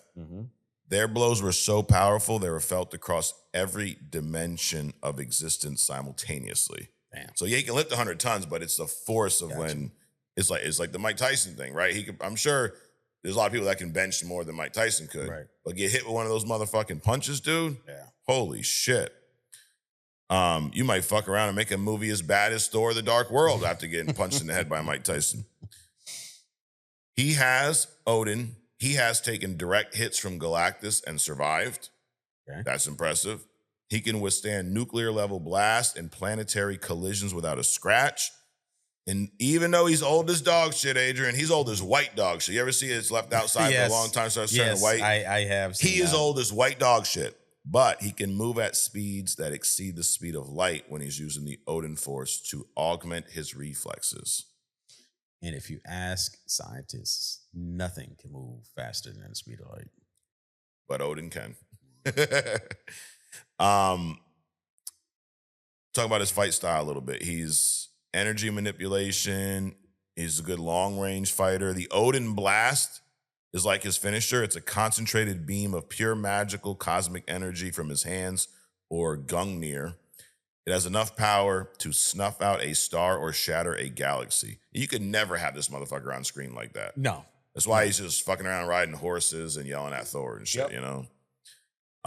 Molecular reconstruction. He can turn an opponent into a pile of salt, pink Himalayan salt, actually, a tree, or even transport their molecules across the universe with a thought. Force fields. He can create impenetrable shields that can hold back the strongest characters in Marvel, including a frustrated Hulk or Thanos. You hear this like, bro, wow, why don't we bring this motherfucker to the fight a little more? You know, shit, we're struggling. Where's Odin at? Fuck. Because the fight would be over instantaneously. Yes, and then he'd have to go sleep for fucking 2 years. There's that. Reality warping. He can stop time entirely or reverse it to undo an opponent's move. This is a fucking cheat code, dude. You fucking punched me in the face and shit. My jaw falls off, and he fucking just brings time back. Yeah, put that shit back in there. Now I'm gonna duck. Damn. He can grow to the size of a planet and fight cosmic entities like the Celestials. Damn. It is making shit up. Right? We would fact check this too. Maybe it's like, information from a few different characters. I don't know. It sounds like too much. Yes. Illusion and mental combat. Much like Loki, he's a master of the mind. He can cast illusions that can fool even the most perceptive heroes or shut down an enemy's brain telepathically. He's also an enchanter. So his most terrifying move is with one word, he can depower an opponent, like he did with Thor. The thing about that, what he did with Thor was took away his power. He stripped him of his godhood.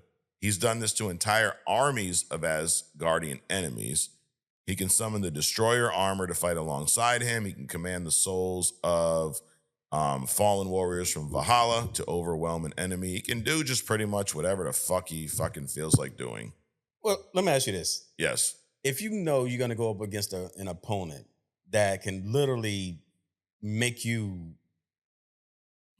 not even exist, what would you do? Yeah. It's like, what'd you do? Just, okay, dude, whatever you want. Yep. Just fucking leave us alone. Yeah. So, I mean, they're really, I don't want to say anything more about them because it's too much fucking already. Yeah, we've had hidden gems where it's like, why does this person even exist? It's just too much shit. Yep. And it's kind of this segment here, because somebody asked this because on TikTok, the hidden gem, the whole idea behind the hidden gem is a character that either no one really knows about or a character that you may have heard of, but you don't fucking know how awesome this character is. Right. So we had a suggestion from a good TikTok comment, by the way. They're out there. Okay. He said, we love the hidden gem. Y'all should also do a segment where you talk about a well-known character and all the things that they do, because even that, like they brought up T'Challa, for example. T'Challa's a character most people know now, but do people really know his powers and how, kind of like what we talked about Odin here, and I think this kind of serves that purpose. A lot of people have heard of Odin. You've seen the movies, but I didn't know half of this shit about Odin. Well, we've done it in Hidden Gems. Yeah. The Flash, the fact that he can fucking sleep while he's running. True. How powerful Aurora is, or that Bobby Drake, the Iceman isn't a bitch. Right. Right. He's literally one of them an Omega level mutant. So we have talked about those. True. Things. Hidden means that unknown. That doesn't mean that the character is unknown. So we've talked about characters that are unknown, like probably the one we're going to talk about today, which is again another like Blue Marvel or Icon that we talked about. This is another one of those characters. Like, well, where the fuck is he? Right. So it's not just unknowns. It's also, did you really know about this kind of shit from this particular person? Because Bobby Drake, you just thought he was like an ice ball or something. Right, he's a fucking snowman. Just throw snowballs at you and shit. Nope, not even close.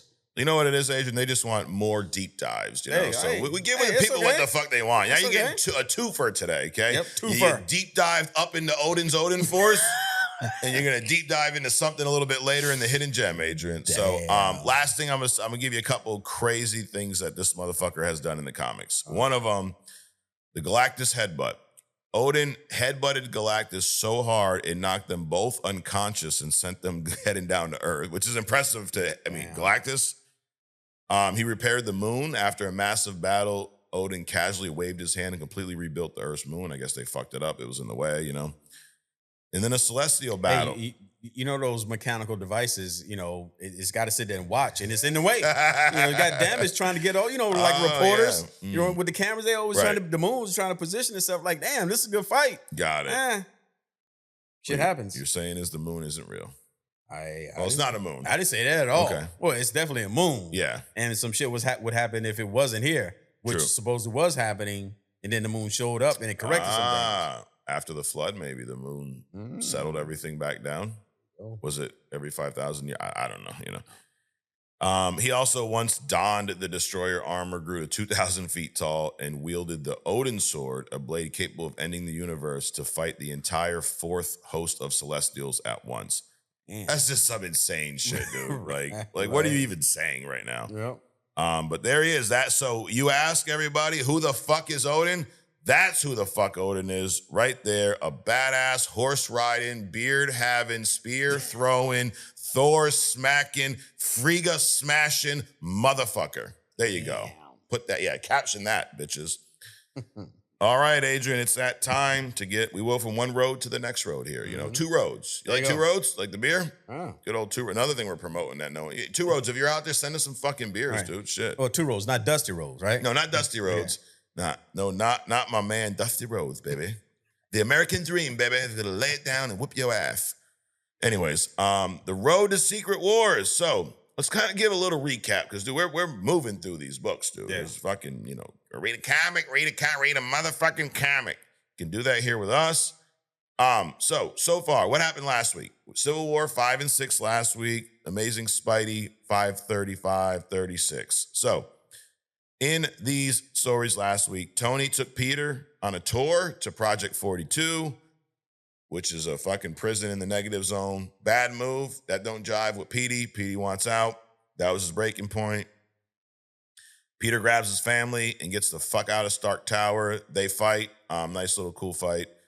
And then the Iron Spider falls. He's shield. It beats him fucking half to death. Tony tracks him down. Peter abandons the suit and he's saved by the Punisher.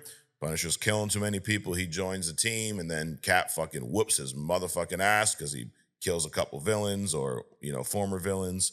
And then Frank, wouldn't fight back because of how much respect he had for Cap. So it was pretty cool shit last week's Civil War 5 and 6. So going into this week, the Superhuman Registration Act is in full effect. Right now, if you have powers and you're not on the government's payroll, you are a terrorist. There are Kate killer squads actively knocking down doors, scooping these motherfuckers up. Really sounds like a lot of shit that's happening right now in the world. Tony's side, you got Iron Man, you got Reed, you got Hank Pym. They're they won the political war. But they're kind of framed as the villains here. They're deploying mind-controlled supervillains to hunt their former friends. And they're just fucking a lot of shit up. You got the Rebellion, Cap side, the Secret Avengers. They're living, like fucking bums in hidden safe houses underground. They're outgunned, outfunded, and they're motherfucking exhausted, dude. They're tired. Spider-Man's now on their side, though. So, he's joining the war. The civilians are terrified. There were 600 deaths in Stanford, which really is what triggered all of this. Good chunk of those kids, whole school got blown up. And the average person on the street, they feel that the heroes aren't saviors anymore. They're just weapons, dude. They're unregistered weapons, and they're fighting above their heads. Cap's team, they just discovered the blueprints to the negative zone.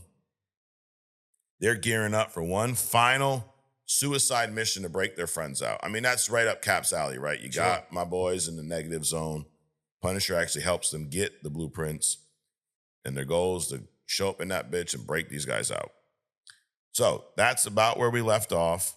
We're going to do kind of like what we did last week, where I'm going to talk through it, and then we'll look at some of the art here. So we, the negative zone breakout. All right, so there's a prison break. Black Panther and Storm, they're there. They step in to help Cap. Initially, they wanted to kind of stay out of it. And they realize that Hank Pym is a traitor. He's feeding information to Cap's side, but it's actually not Hank Pym. It's Hulkling. It's Hulk's little fucking kid who is, posing as Hank Pym. So anyways, the fight spills from the alternate dimension right into the middle of Times Square. And this is the type of shit that this Superhuman Act was supposed to prevent.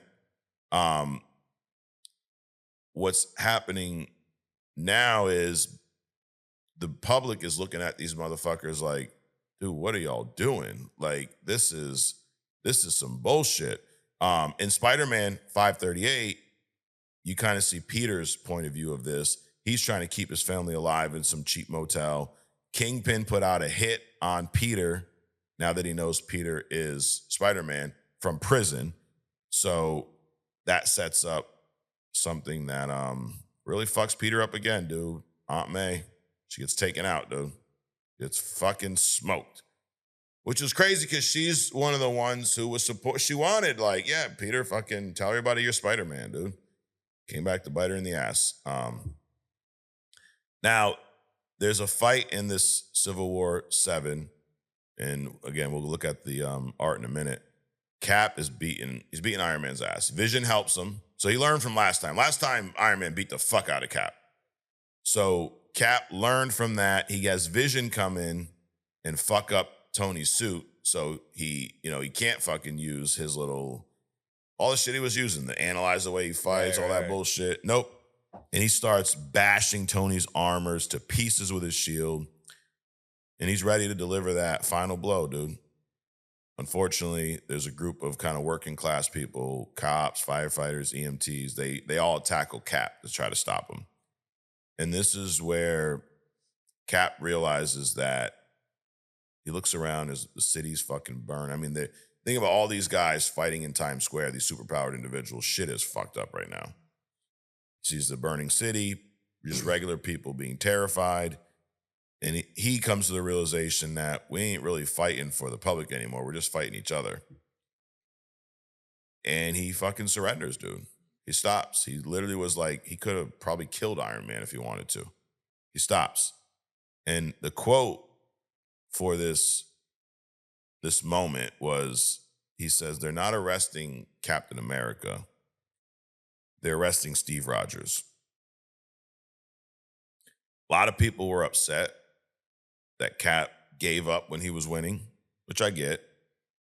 But I don't think it was out of character. I think it was the most Cap thing for Cap to do. The most Captain America thing for Captain America to do was when he realized that what he was doing, what his team was doing, was completely against what he stood for. He stopped. He surrendered. And again, he says, they're not arresting Captain America. They're arresting Steve Rogers. Then we get to the confession, Civil War, the confession. Tony goes to visit Steve Rogers in his holding cell. And he tries to justify what he did. He lays out exactly what he did. He saw a future where unregulated heroes cause an extinction level event.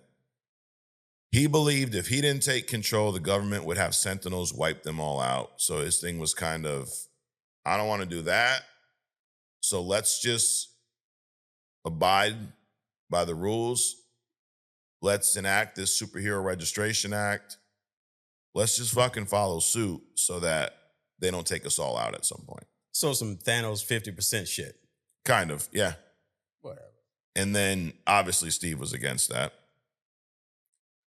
And then it cuts to Tony talking to Steve's corpse. So shit gets a little fucked up here, dude. The death of Steve Rogers. I mean, Superman died. Superman died. Cap could die, right? He can. Again. And he did. He was assassinated. Tony breaks down. He drops to one knee and he admits, he says, it wasn't worth it. So there's still some good Tony in there. You know, and now he regrets it. And how does this tie to Secret Wars? So Tony is pretty guilt-driven in the comics, right? I mean, it's kind of his whole origin. You're this weapon manufacturer. You end up overseas, whatever one you're reading, or MCU, and you see what your weapons are actually doing, and then you feel bad, and you want to redeem yourself. And that's kind of another level of that here. I joined forces with the government. We did this. We stopped Cap and his crew, and now somebody assassinated them. Damn. And now it's like, wasn't worth it. So when we're on this road to Secret Wars and the multiverse starts collapsing with all of these incursions, Tony remembers this moment and he refuses to lose again, which pushes him to extremes, which we'll see as we continue down this road. Then the next book, Death of a Legend, Captain America 25. So this tells you the story of what happened, how he got fucking taken out. So Steve's in handcuffs. He's walking into the courthouse steps. He notices a laser sight on the back of a police officer. He moves to push the cop out of the way. The sniper crossbones hits him in the shoulder, but the fatal shots come from a point-blank range in the crowd. So Sharon Carter, woman who he loves in the comics at this point, was brainwashed, forced by Red Skull to deliver the kill shots in the chaos. Because Sharon Carter's there dressed, she has access, so she runs over to him when Cap's shot in the shoulder, and she fucking shoots him a couple times at close range. Yep. It's the ones close to you, dude, you know? Or she was mind controlled. Everyone's always mind controlled when they do fucked up things, right? Oh, yeah. I wasn't in the right state of mind, bro.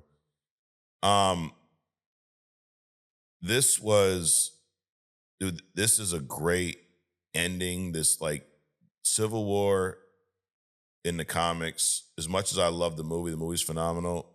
This is right up there, probably a little bit better. And the movie's one of my favorite MCU movies, period. And ending, and obviously, amidst the comics, Steve is going to come back, right? Everyone comes back to life. Everyone gets re-alived, Adrian, unless you are Uncle Ben. Or Black. Or Black. No, I'm pretty sure Goliath comes back, dude. Who? Exactly. True. Okay. T'Challa, man. T'Challa. Stay with me, Mike. So Cap's gone. Tony's on a throne of lies. You're on a throne of lies, like fucking Santa in Elf.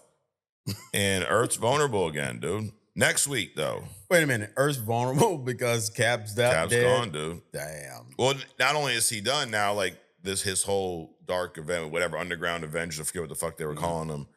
Those motherfuckers can't do shit now. No Cap. Wow. Yep. So, what are we going to do, you ask? We're going to take a look at some of the art here, Adrian.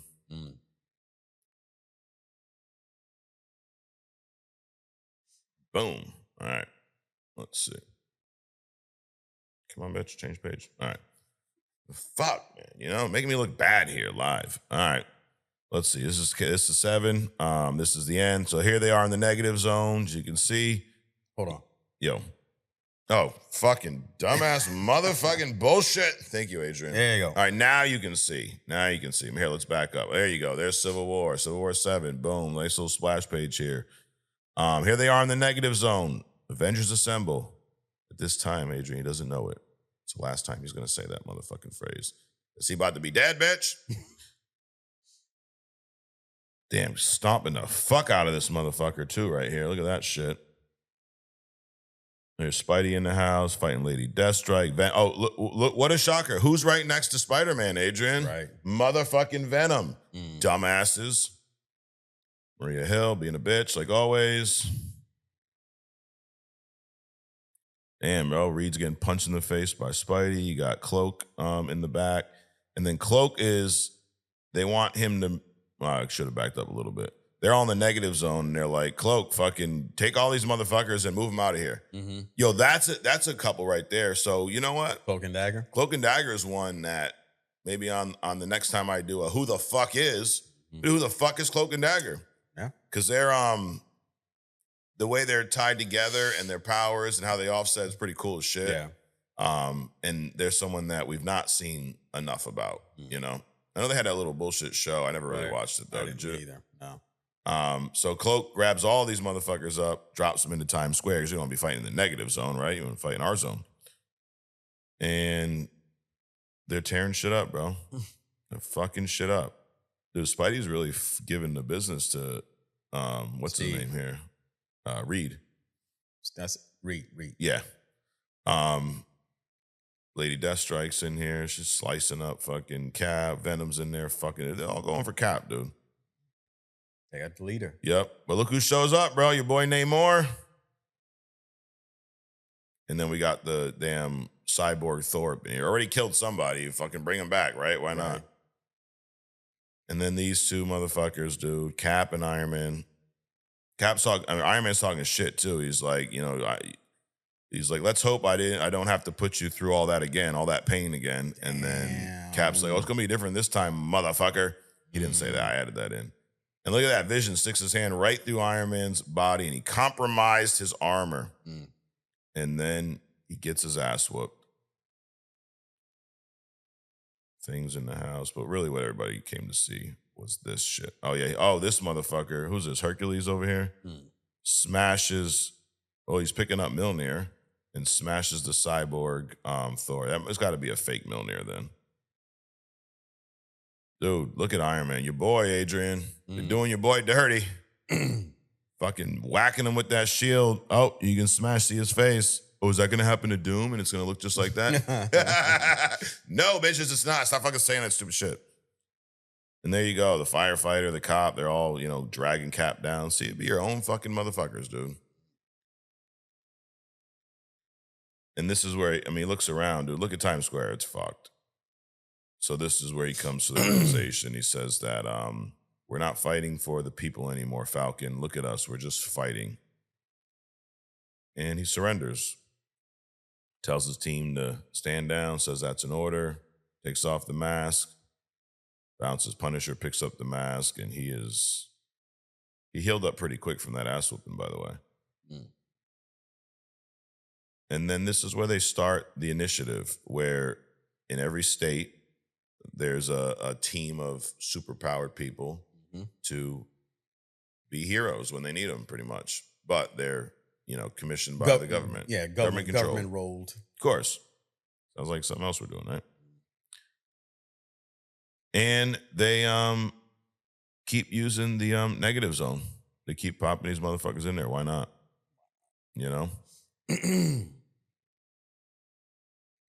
Here you go. Shield helicarrier. Got your girl Sharon Carter. And then the next book is this one, Amazing Spider-Man or Home. This is where you see Spidey. So you kind of see his perspective of the same fight. Aunt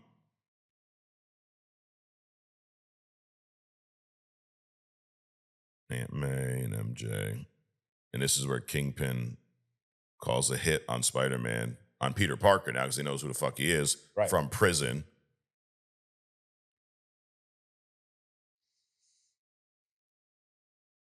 And they wreck shit, dude. You got the sniper in there. What do you think about that Samson character? Who's that? This guy? No. Go back. That's Samson. This fucking guy here? The green hair. I don't even know who the fuck that is. No? No. Who is that? I do a hint, Jimmy. Oh, shit. Okay. So what do I think about him? Nothing, because I don't know who the fuck he is yet, Adrian. Fair. Yep. Dude, he's got the scope on MJ. Is he going to fucking shoot her? I don't know. Can't tell you. No, he doesn't. Now he's got the gun out again. And what's he do? Shoots. Fucking Peter saves MJ. But damn, old ass Aunt May gets popped, dude. Right. And not in the good way. So it's a wrap. She dead too. Everybody's fucking dying in this, Right. Now you got the confession here. This is the one. Tony shows up. There's a lot of good dialogue in here. This is definitely a must read. Look at who's he fighting there, dude. Oh shit. It's a Doom variant.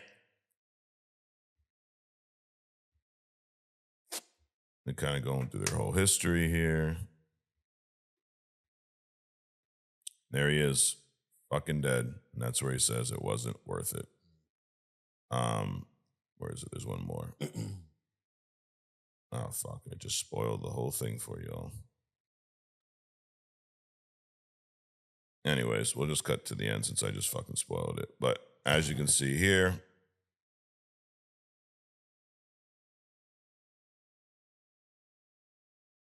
there it is. That bitch Sharon Carter pops up. So he gets popped. He's on the ground.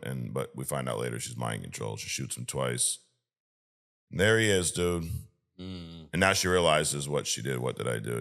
Fucking, oh my God. It's a hell of a story, dude, especially at the time. You got, Cap versus Tony. Right. All these Avengers and X-Men, all these superpowered people going up against each other. Big comic moment.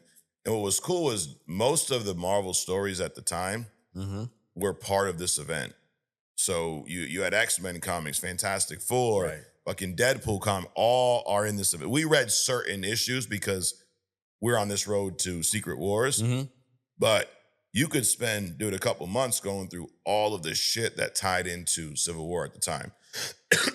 Great story. I've read a lot of them. I've not read them all. Losing my voice here, dude. Shit. Can AI bring your voice back, or is that not a thing? Yes. Okay.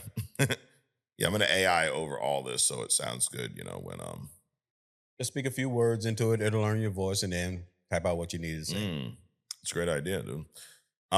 So that is the Civil War wrap up. We are moving. What are we moving into next week? Everybody's asking. I hear them. They're asking. Oh my God. Everybody says it. Everybody. It's great. We're going to watch the movie Melania, Adrian. What? It's next to the MCU rewatch, dude. Melania. I'm just kidding. Oh, I'm like, what? I'm like, what the fuck's happening here? It's a real movie, by the way. What, Melania? Oh, yeah. Is that, you talking about some porn shit? No. Like Trump's wife has her own movie. Really? Yeah, like came out like over the holidays. Yeah, I think like nobody went to see it outside of Trump and Melania. But yeah, no, it's a real thing. Real fucking thing. So, all right, let's look ahead to next week. So, what do we have next week? Let's see. It's like in the White House, it's like a cash grab, dude. Mm-hmm. Trump's expanding his real estate empire. Yep. The son's fucking taking kickbacks from all over the place. Now Melania's got her own movie. Mm-hmm. Trump's got like a coin or something. Oh yeah, he's a coin. He's got the phone. He's got the gold card to give to people he wants to be here as citizens while he's deporting fucking kids that are in school and all kinds of shit. Yeah, that's fucking great. All right, what are we reading next week, y'all asked? Well, this is, I'm actually going to give you the whole month breakdown. We're going to start with the Ronin era. So here's what's happened so far. Civil War is over. Tony won. The real Avengers are now fucking living in the basement. But the team is Luke Cage, Spidey, Wolverine, Iron Fist, and Doctor Strange. It's a pretty badass Avengers team when you think about it, right? Luke being the leader of the team, which is cool. I mean, Luke's a G, bro. He's a badass. What are we reading next week? Civil War, The Initiative. It's a one-shot. It sets the stage for the 50-state initiative, which we talked about a little bit, and Tony's new SHIELD. So Tony's tied into SHIELD, and Luke and Spidey and Wolvie are doing their Avenger thing. We're going to read New Avengers 26. This is Clint Barton's story. It shows how Hawkeye was resurrected from the House of M. We're going to read New Avengers number 27. Actually, I'm lying. We're going to fucking skip that one. We're going to skip the New Avengers 26. We're going to go 27, 28, and we're going to read World War Hulk number 1. This is the invasion of New York. Hulk. So remember, Adrian, a few weeks ago, we read the Illuminati decided that Hulk was a bitch, he's a pain in the ass, he's fucking shit up, and they sent him out to space somewhere. Well, guess what? He wasn't too happy about that. So he's coming back, and he's coming for that ass, and not in a good way. So we will find out what happens when this motherfucker shows back up. World War Hulk, number 1, next week. So that is our guide next week. Civil War, The Initiative, The One Shot, New Avengers 27, New Avengers 28, and World War Hulk number 1. Those links should be in the description right now if I remembered to do them before I posted this in the future tomorrow. And then the next week, we have the rest of World War II. Week 2, we have more of World War Hulk. We're going to read World War Hulk 2, New Avengers 31, and Mighty Avengers 1. Then we are going to read on week 3, World War Hulk 3, 4, 5, and then the New Avengers Illuminati number 5. And then week 4, New Avengers 32, Secret Invasion Prologue, and New Avengers 38 and Secret Invasion 1. So I'll have all these links for you. What does that mean? It means we're getting to the World War Hulk story this month, and then next month we're getting into Secret Invasion. And I can promise you this, Adrian. Secret Invasion in the comics is done right. It is nothing like that piece of shit, garbage, fucking crackhead smoking show, Secret Invasion, we suffered through a couple years ago here. So you're in for a treat. Now, what are we doing now? Everybody wants to know, or they should know if they've been here before. A little We Respond. Why not? We respond to some comments. Read a comment. I don't know that I have any bad TikTok ones this week, dude. I think people are kind of, we got Scooty Puff Jr. Man, they're always agreeing. Bitch, fuck you. That's all I have to say to that. I mean, no, I got more to say to that, Adrian. I want someone to answer this question for me. Why the fuck does someone else agreeing with someone else bother you so much? Why the fuck does that bother you? I don't think it does. Okay. Remember we were talking earlier where is Disney putting out like 2 different versions of things to kind of get people talking about it? Yep. Maybe these people are just, let's fuck with them. And just say some dumb shit, right? Just playing some games. Yeah. They're just playing some games with us. Well, bitch, I'm not to be fucking played with around here. You shut your mouth when you're talking to me. Actually, there are some comments here that I'm not going to read all of them. I'm going to it's going to trigger a little conversation here because I talked about Magneto versus Iron Man recently on this podcast. And we talked about Magneto versus Doom last week and how, Magneto's a badass motherfucker, right? Mm-hmm. And I had this idiot telling me how basically there's no way that Magneto's going to be Iron Man because Iron Man's going to not have a metal suit and this, and that. And I'm like, for the love of God, can y'all fucking do some research? Magneto is not just a metal guy, right? He's not a blacksmith. He can control the electromagnetic spectrum. Well, what is in the electromagnetic spectrum, Adrian? What are some things? More than magnet shit. Lights, energy, all kinds of shit. Yep. Heat. He can literally fuck with the Earth's axis. We've seen this. Yep. So you mean to tell me Iron Man can show up in a carbon fiber fucking suit with no electronics? What about all the shit around him that he can use? Right. He doesn't got a metal suit. How is that going to stop him from impaling him with some steel rebar that came out of the ground? Right. I mean, how easy is it? You like simple, right? Mm-hmm. There's concrete outside. There's metal in the concrete, right? Yep. If he yanks one fucking piece of rebar and shoots it right through Iron Man's head, through his little carbon fiber fucking helmet. Don't even know how to do that. It gets even simpler.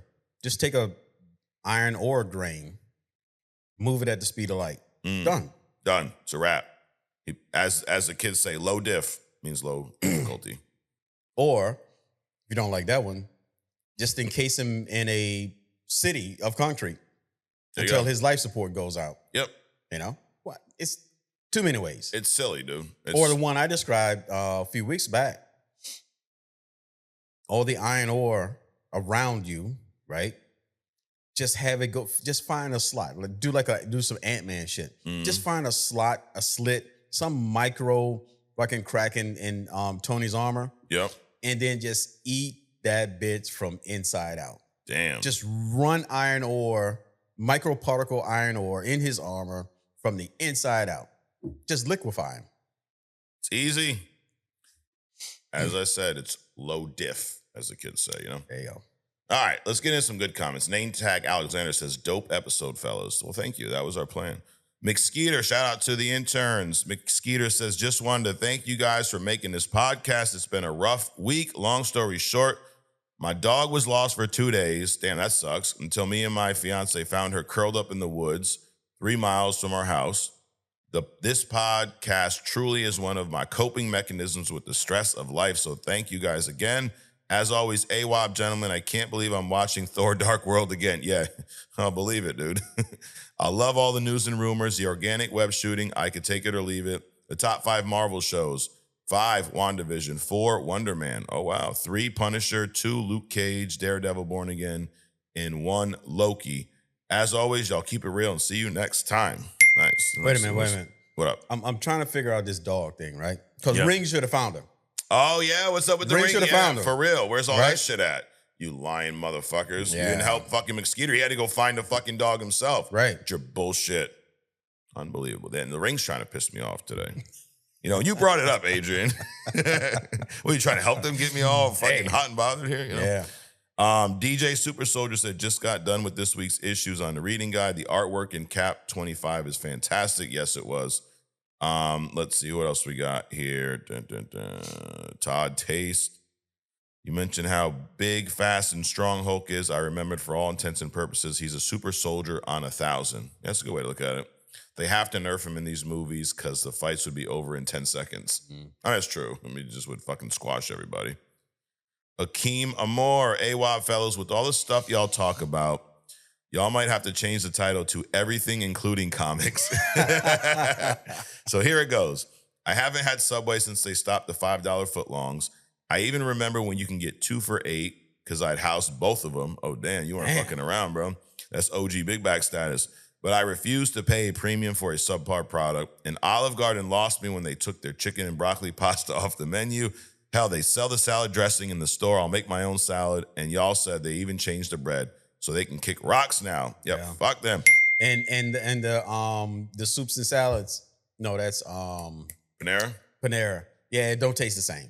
Dude, what is up? So we DoorDash Panera a couple times over the last month. You cannot get fucking bread anymore. I don't know if they just were sold out at that time of day. But you order a soup, right? A broccoli cheddar soup. Yeah, that's that fucking bread, dude. Chips, bread, or apple. I'd rather get the bread than the chips. Right. What do? Dip the fucking apple in your soup? No, you want to get the bread so you can dip in there and be a true big back and eat the bread with all the broccoli cheddar, right? So I had to get bread bowls just to have bread for the fucking soups. Now, I don't know if it's just a DoorDash thing or what. So if it's you, fuck your DoorDash. Right, DoorDash dude. Fuck you, Panera. DoorDash dude eating your shit. No, it wasn't even on the menu, dude. I couldn't even fucking pick. It was chips, apple, or nothing. Well, going through the app, there's some things that aren't, or it's seasonal, right? I order a lot of shit from, not a lot of shit, I order my coffee through the Dunkin' Donut apps. Okay. There's certain types of things that you can't get to. Sure. Like, for example, you can't tell them to put butter and cream cheese on your fucking bagel. You have to get it on the side. But then when you get on the side, fucking butter and cream cheese is all hard, cold, that kind of bullshit. So it's certain things, maybe that's just a thing. Maybe. But I used to but it's still fucked up because that's like their staple, dude. Right. That's the whole reason. Panera bread. I mean, it's literally the fucking second name, right? Fuck. So I don't know. Hey, so the guy that said we should be everything and including some comics. So Panera bread. So should they only sell bread? I'm just saying. Well, they don't even fucking do that anymore. But something's going on with the bread. So, all right, a couple things. You got Panera, you can't fucking order on DoorDash anymore. You got Subway bread. When is the last time you had good bread at Subway, dude? I don't remember. Fucking 3 years, maybe? It's at least a year. Dude, it's not real bread anymore. Right. They toast it. Last time I got mine toasted for 36 minutes, dude. And it still came out fucking white.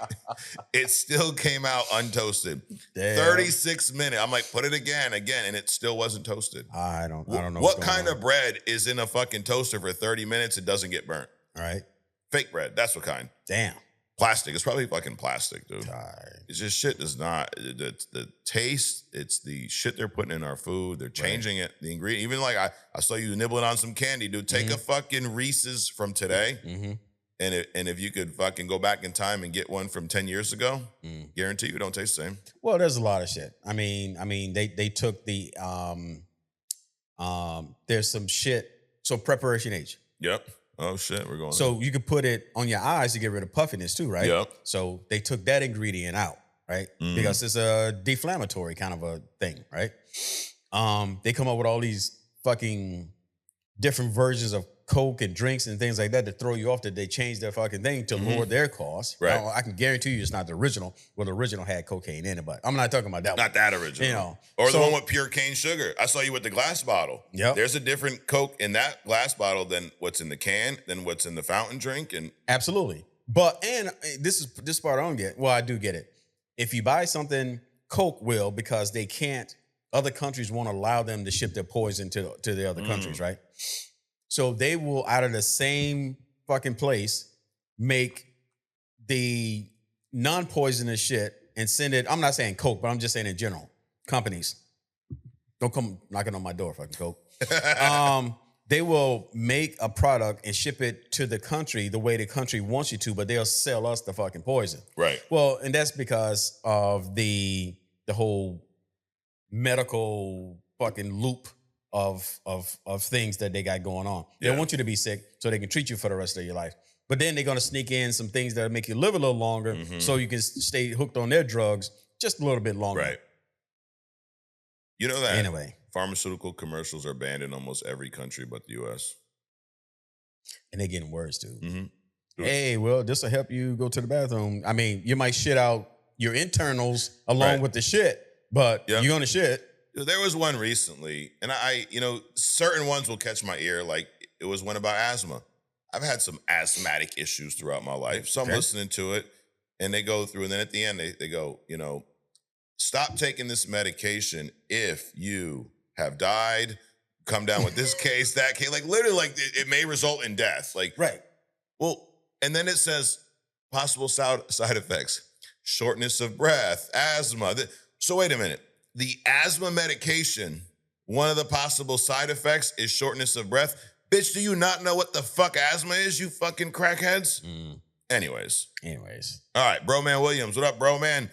What up, Mike and Adrian? AWOB, my boy. I'm going to be honest, bro. I can't make it past the first 2 episodes of Wonder Man. I always fall asleep first episode and wake up in the middle of the second. Never made it nowhere near episode 3. I don't know what's going on, but I'm going to try again this weekend.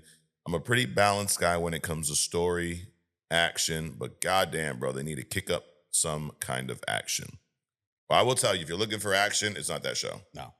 But, I mean, we did a deep dive. I won't dig into it too much, but I just really enjoyed the story. Yeah, me too. They told a really good story, and I thought the highlight of it, honestly, was those 2 characters, their chemistry, that little bromance they had. It was entertaining. Trevor's kind of, and that whole twist where he actually, did fucking, actually, I won't spoil it for you, bro, man, if you are going to try to watch it. But let's just say the action's not the highlight. There's minimal action in it, honestly. But the story was so good that it grabbed me. Yeah. But that's our opinion. Yes. Because, some people like Moon Knight. Yeah. Dude, the first 2 episodes, I couldn't get through the first 20 minutes of that bullshit. Dude, it's funny you mentioned that. I told you people were asking about you on the live. There was I forget who it was, and they were like, we really need to get Adrian to get past episode 1 of Moon Knight. I think he'll like it. So they're trying, dude. But, hey, just what are you gonna do? I did like Moon Knight, but, hey, there you go. The guy you always agreeing. We didn't agree on that, bitch, did we? No, we didn't. You shut your mouth when you're talking to me. LB watches, my man LB. He's on the live fucking every week. He says, the only reason to look forward to Monday, AWOB, question. What was the thing that got you 2 on this path? What's the origin story for Silver Fox and the Unaliver? Well, we've told this a few times, so we can tell it fucking pretty quick now. We're efficient. Yeah, we're efficient. We've had this story. Here's how it happened, LB. I'll start with how I got into comics. I was born in 85, so there always were some type of comic book movies. Like we had Superman, we had Batman, we had Spider-Man, Adam West shit, Wonder Woman. So yeah, I had those things. I was always a big fan of the animated shows, Batman and then the X-Men, but comic books themselves, when I was in elementary school during the summer, no school, my mom would bring me to the grocery store with her. And the grocery store that she would go to had a magazine aisle. And in that magazine aisle, they had a little turnstile, those little towers that spin, right? They had comic books. I would go there and I would stand in front of that fucking turnstile and read as many comics as I could while she was shopping. So she was shop. This is where read a comic started, Adrian. Right. I read a comic while she was getting the fucking balls and the lettuce and all that other stuff, So that's how I got into comics. How'd you get into comics? So you were born in 85. I was actually into comics. I was reading the comic before you were born. Right? Damn. So I started with the mythology, the Greek, the Norse, the Egyptian, all that kind of stuff, the Indian mythologies. So I was big into that. And comics was a natural progression to me because basically you're taking these mythological people and you putting suits on them and tights and shit, right? So I got into it. I used to sit around. We used to draw all the characters and shit, like back from when I was in the 3rd grade. Yeah. Moving forward. So I've pretty much been into comics for as long as I knew they existed. I was also into things like the big graphic novels, the big black and white Conans and, all that kind of stuff. Beautiful, excellent art. Those you don't see around that much or at all anymore. So that's how I got into it. Got it. So mythology led you to comics. Yep. And then how, the Unaliver and the Silver Fox finally crossed paths. So we're in different industries. I grew up in construction, and then I got into life insurance, and then you were military, then you got into tech. And IT. Yep. We were a company I worked for at the time. We were looking for some help with a website. And one of the guys that I worked with happened to go to a church that you were doing some work at, I believe. Were you also going to the church? Yeah. Was it Anunnaki Church or no? Yes. Okay. So anyways, and Lil hit me. He's like, yo, they're all Anunnakis. They all are, yeah. Yeah, Enki called me up and he's like, Mike, there's this guy at the church, Silver Fox. You got to talk to him. Not really. So we were like, we need some help I with was the just website. a fox back then. I wasn't silver. Oh, yeah. You weren't, dude. You had like probably 3 gray hairs when I met you, dude. And then you started working with me and look what fucking happened. Sorry. I have that effect on people. But no, we needed a website updated. We had this chick doing our website and she was like MIA, fucking wouldn't respond to shit. So a friend of mine was like, yo, there's this guy I know, he does tech stuff. I think you came to our office. We talked. You looked at our shit. We just started working like on a contract. We called you when we needed stuff. Hey, we need this website update. We need this, blah, blah, blah. And then I didn't know you were in the comics. You didn't know I was in the comics. Nope. And one day, you probably remember this, you showed up. You were fixing a printer. You know, I always had issues with printers. Fucking print here, prints over there. I don't fucking know. You're fixing a printer, and it was around the time some fucking movie was coming out. May have been Infinity War. No, it was before that. It was definitely before that. I think it was Civil War. And you started talking about Black Panther. I may have said something to someone else in the office, and you were like, you almost did a hidden gem right there. You told me about Black Panther and how he's literally like fucking take Captain America and give him a better suit and some more powers, and he can go toe to toe with him. And I'm like, really? I never even knew that. I told you can beat Captain America's ass. That's basically what I said. Yes. And then because Black Panther was being introduced in Civil War. So we talked about that a little bit. And then one day, I don't fucking have it here, but it's in the room over there. One day I come back, I had you fix some shit on my computer. I don't know, probably fucking, delete all my porn or something. I don't know. Yeah, something like that. Clean it up, you're fucking, defragging it. But anyways, you were big on showing up like when we weren't there, all hours of the night, fix our shit. You come back, magically it's fixed and you get an Adrian email. Here you go, check this out. Right. There was a little Batman knife. Remember this? A little 2-sided knife. I'll show it next week. I showed it here before. You got me a gift, Adrian, and that was the gift that started all of this, Pretty much. And then fast forward years later, you end up actually working with me, same company, and we start bullshitting about comics, the water cooler conversations, right? Hey, did you see this? Blah, blah, blah. You like this? And one day, we're just like, dude, I think I threw it out as a joke. Like, we started a podcast one day, Right. And then I said it a few times, and then you said it, and we had another guy, right? And we were like, I think one day I just asked both of you, I was like, yo, are y'all serious at all? And you were like, yeah, fuck it, why not? Why not? And I think at the time, were you already looking into doing some podcasts for your, flight career and stuff like that already or no? Well, I was popping around the country building podcast studios for people. Okay, yeah. And then I was also getting my pilot's license at the time. So I thought it'd be cool to do some piloting podcast stuff. And so for me, it was just a natural progression. Right. You're like, fuck it, shit, you want to do it? Let's figure it out. Let's try, let's see how it works. And I was just... I already know it's not technically hard because I just built like 20 of them. Right. Yeah, you know how to build them. And we had, I should probably backtrack. I had called you before you started, working here, like as an employee, we wanted a podcast studio. Right. Remember I sent you a picture of Joe Rogan's and I was like, something like this. And then you built it for us for the insurance business. Right. And then we started doing this. The kid, Chris, who y'all have seen on before, after 1 week, he's like, I don't want to do that. Can't do it. Now, in his defense, he's doing a lot of shit, creating comic books, writing children's books. He couldn't fit this in. He couldn't commit every week is what he said. Sure. Which was funny because our original plan, our whole kind of marketing pitch was there's 3 dudes, 3 regular ass dudes, but 3 completely different generations, right? Because at the time I'm 40 now, but I was like 37. You were mid 50s. Chris was early 20s. Right. So it was like 3 different generations, but we all liked the same shit. So it was going to bring that approach. And he backs up and I'm like, I'm not going to go find some other random 20-year-old that likes fucking comics. So we're like, fuck it, we'll just do it ourselves and see what happens. Right. And that was it. We just started showing up every week. Nobody really watched in the beginning. I mean, some of y'all, LB was one who's like, dude, I've been watching y'all since like the fucking almost the beginning. Right. Did some shit on TikTok. And honestly, I can tell you this. If there was no TikTok, I'm not confident that we would still be doing this today.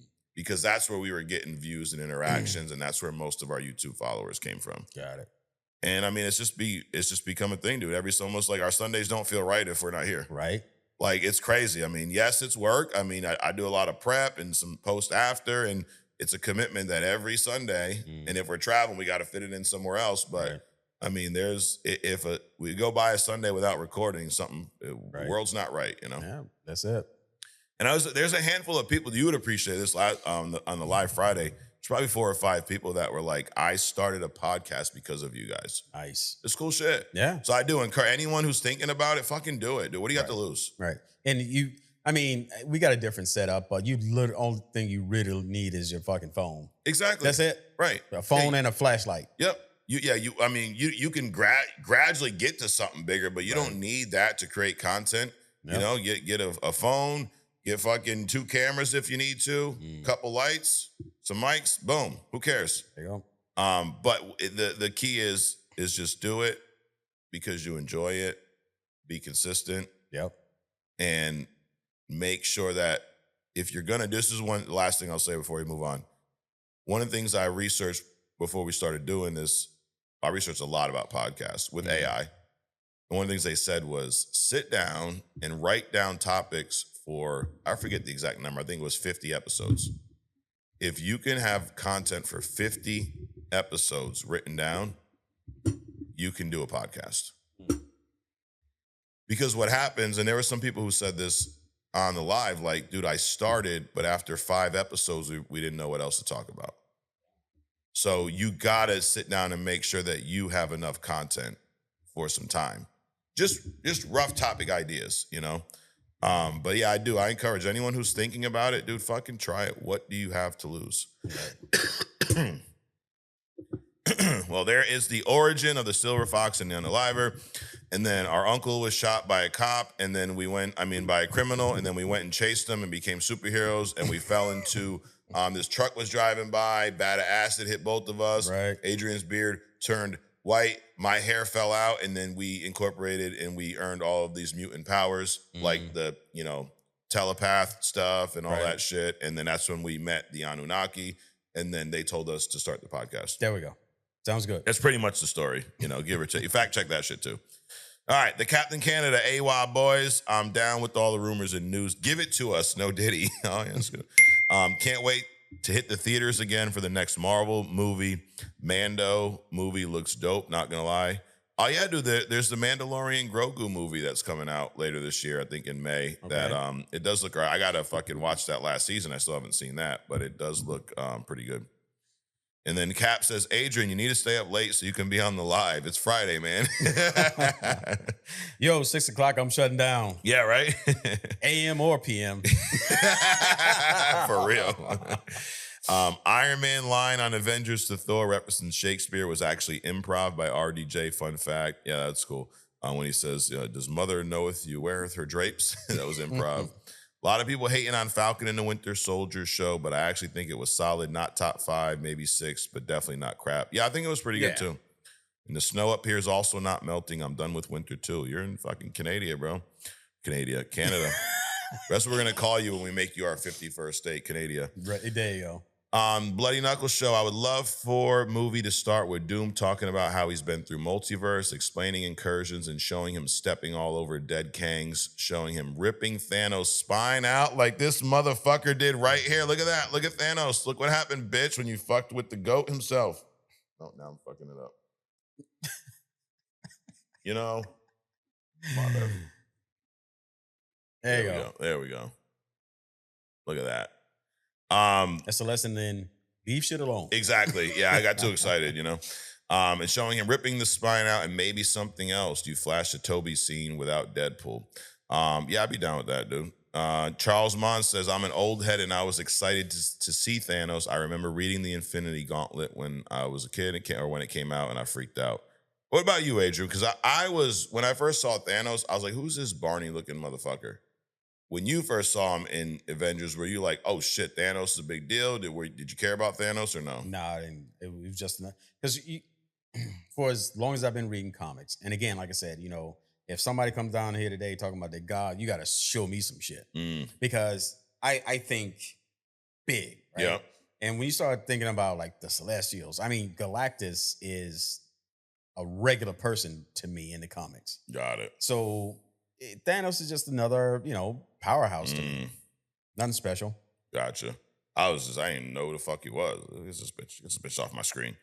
Young Lurker says, all the Avengers movies are good. I can't choose a least favorite. Also, I feel like it's too late to give Peter organic web shooters. Okay. I feel like it takes away from him being as smart as he is because he's not making his own. I hear that, but I mean, he's already made his own, so it don't really, but but he makes the suit. Big deal. He can sew. Not hating, just saying. LOL. AWOB. Olive Garden, Sons of Sekhmet says, Olive Garden is like overpriced hospital food. I think that's about where it's at now. Yeah. Let's see. John Bonvon says, guys, I got the snip. No more surprise kids for me. LOL. Wow. Oh, congrats, dude. Yeah, he's got I think he's got 42 kids, I think. Man. Yeah, him and Paws are battling for who's got the most kids. Let's see. Maple Grove. So when you guys talk about a DCU, is that some university in Washington, D.C.? Never heard of it. Yes, exactly what it is. I recently got into Scream. I don't generally like horror, but it's my wife's favorite slasher. Well, your wife's a smart wife, Maple Grove. You did a good job. She's a keeper. She's a keeper. I'm really enjoying the Scream series. So far, I've watched 1 through 4. Plan on watching 5 and 6 this weekend so I can go see 7 with my wife. Good call, dude. I got to try to get my wife to watch maybe just 6 before we go. She ain't watching 6 movies in a week. Yeah. AWA, my guy, says DJ Super Soldier. Loving the read along and the watch along. It's like coming to school here, Adrian. Read books together. We watch movies together. There you go. We assign homework. I yell at people when they don't act right. Well, it's not like school because they don't do none of that. That's true. They don't read to you. They just fucking press a button and let the app sing to you or read to you or something. They don't teach anyone. They just send a bunch of homework home so we can teach our own kids. It's great. It's like they were talking about Walmart charging people some like a subscription, but you still had to bag your own groceries and shit. It's like, what the fuck just happened? Where's the bagger at? Right. Get the fuck out of here.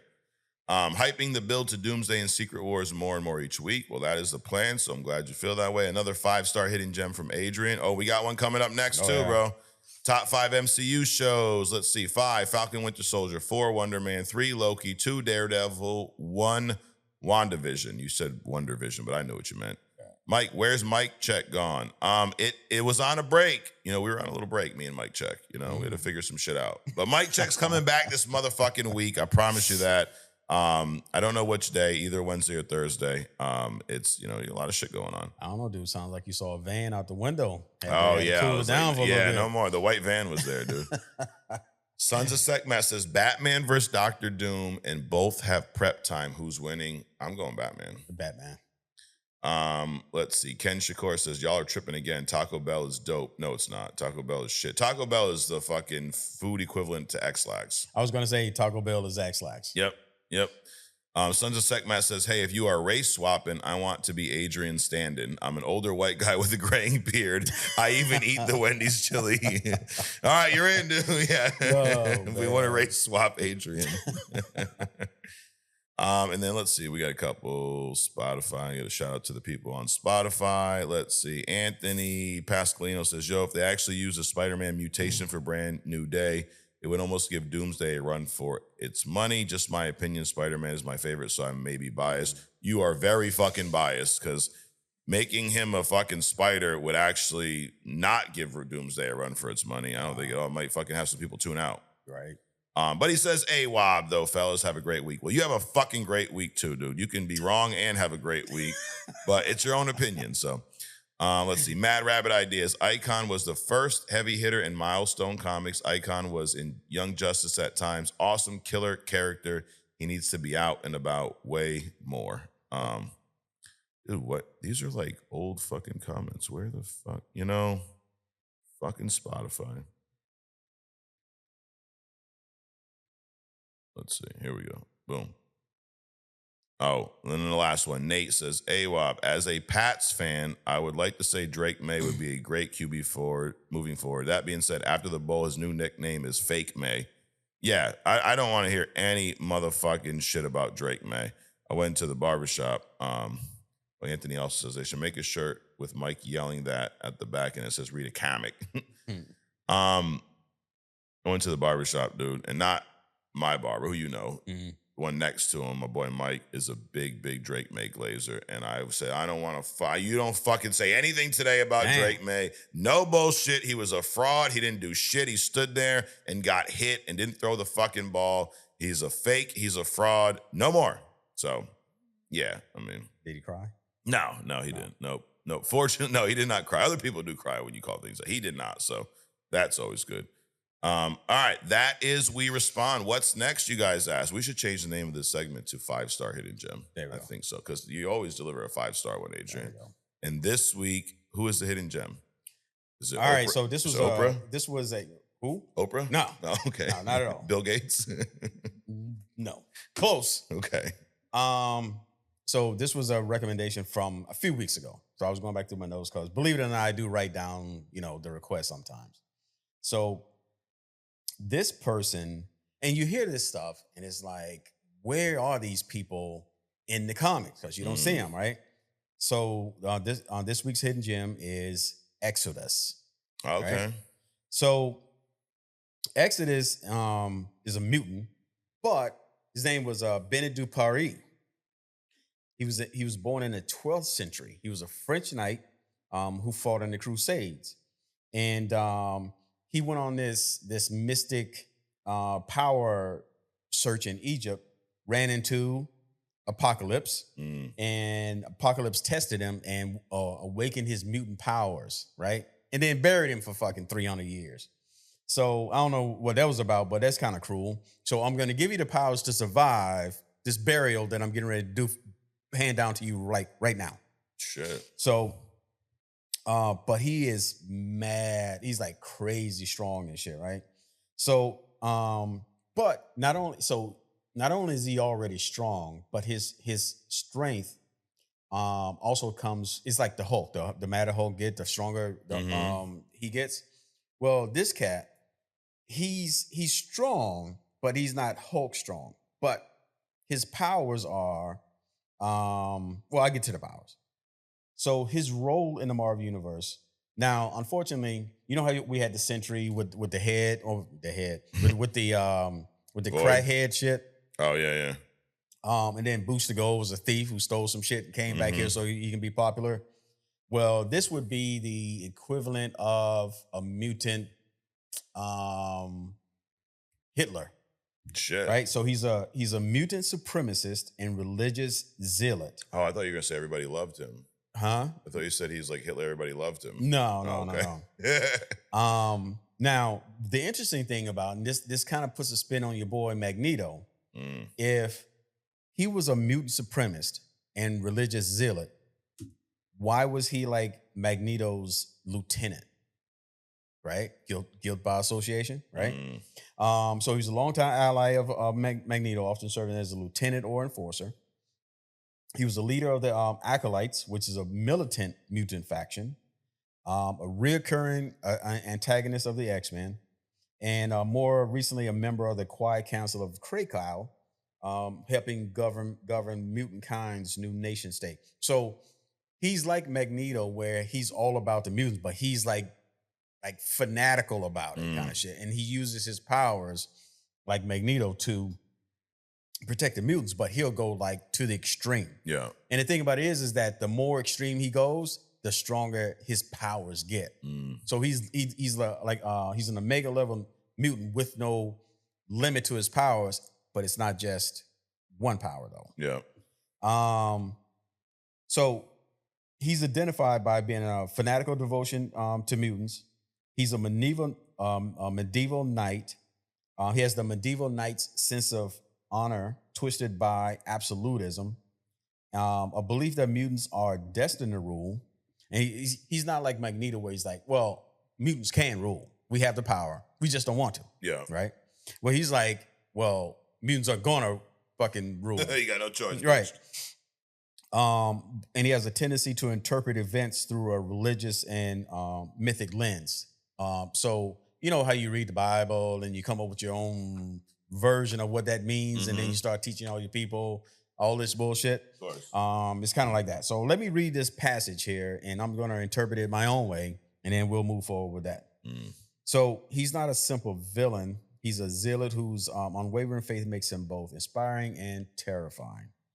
Why does he matter? He stands out because he's a blend of ancient origins, a messianic power, a complex ideological stance, and a long history intertwined with the major mutant figures. He's one of the X-Men universe's most formidable and enduring antagonists. Sometimes I lie, because of Magneto. You know Magneto's like that too, right? Right. Sometimes I help you. Sometimes I'll fucking try to go against you. Mm-hmm. So you see his powers. He's consistently portrayed as an Omega level psionic mutant with the following abilities, right? Telepathy, which is mind reading, mental domination, and psychic assaults. So we hear about telepathy. We often just hear about the mind reading part. We rarely hear about the mental domination and the psychic assault part, even though you kind of in the back of your mind know that. Telekinesis, capable of lifting cities, creating force fields, flight, teleportation. Energy blast, regeneration and near immortality. And the final thing, power amplification through zealotry. His conviction literally fuels his strength.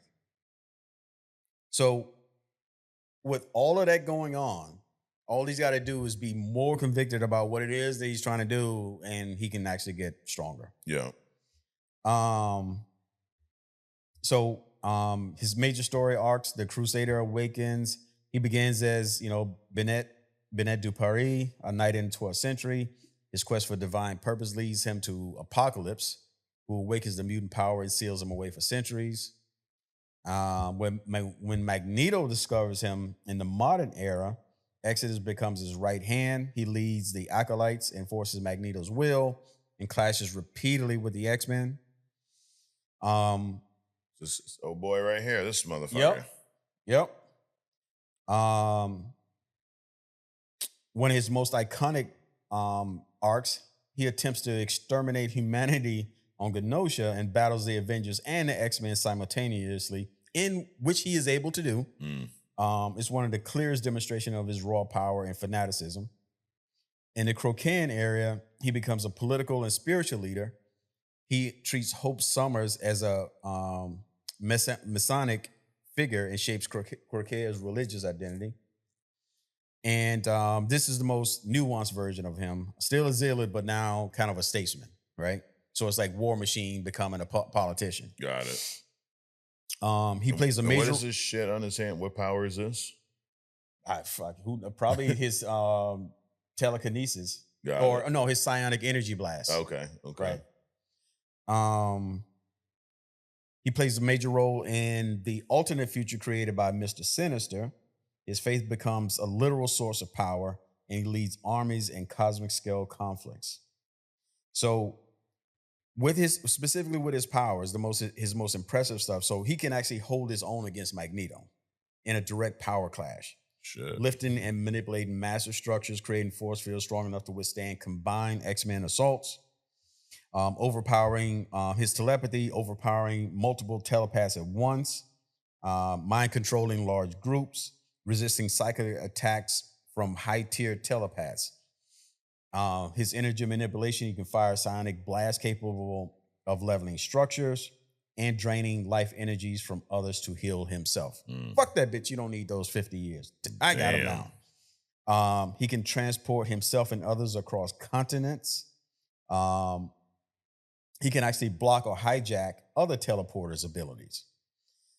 He's got regenerative from near fatal injuries and survive attacks that would kill most mutants. And what's unique to him is that the more fervently he becomes in his cause, the stronger he becomes. In some arcs, he pushes him to into the near cosmic territory.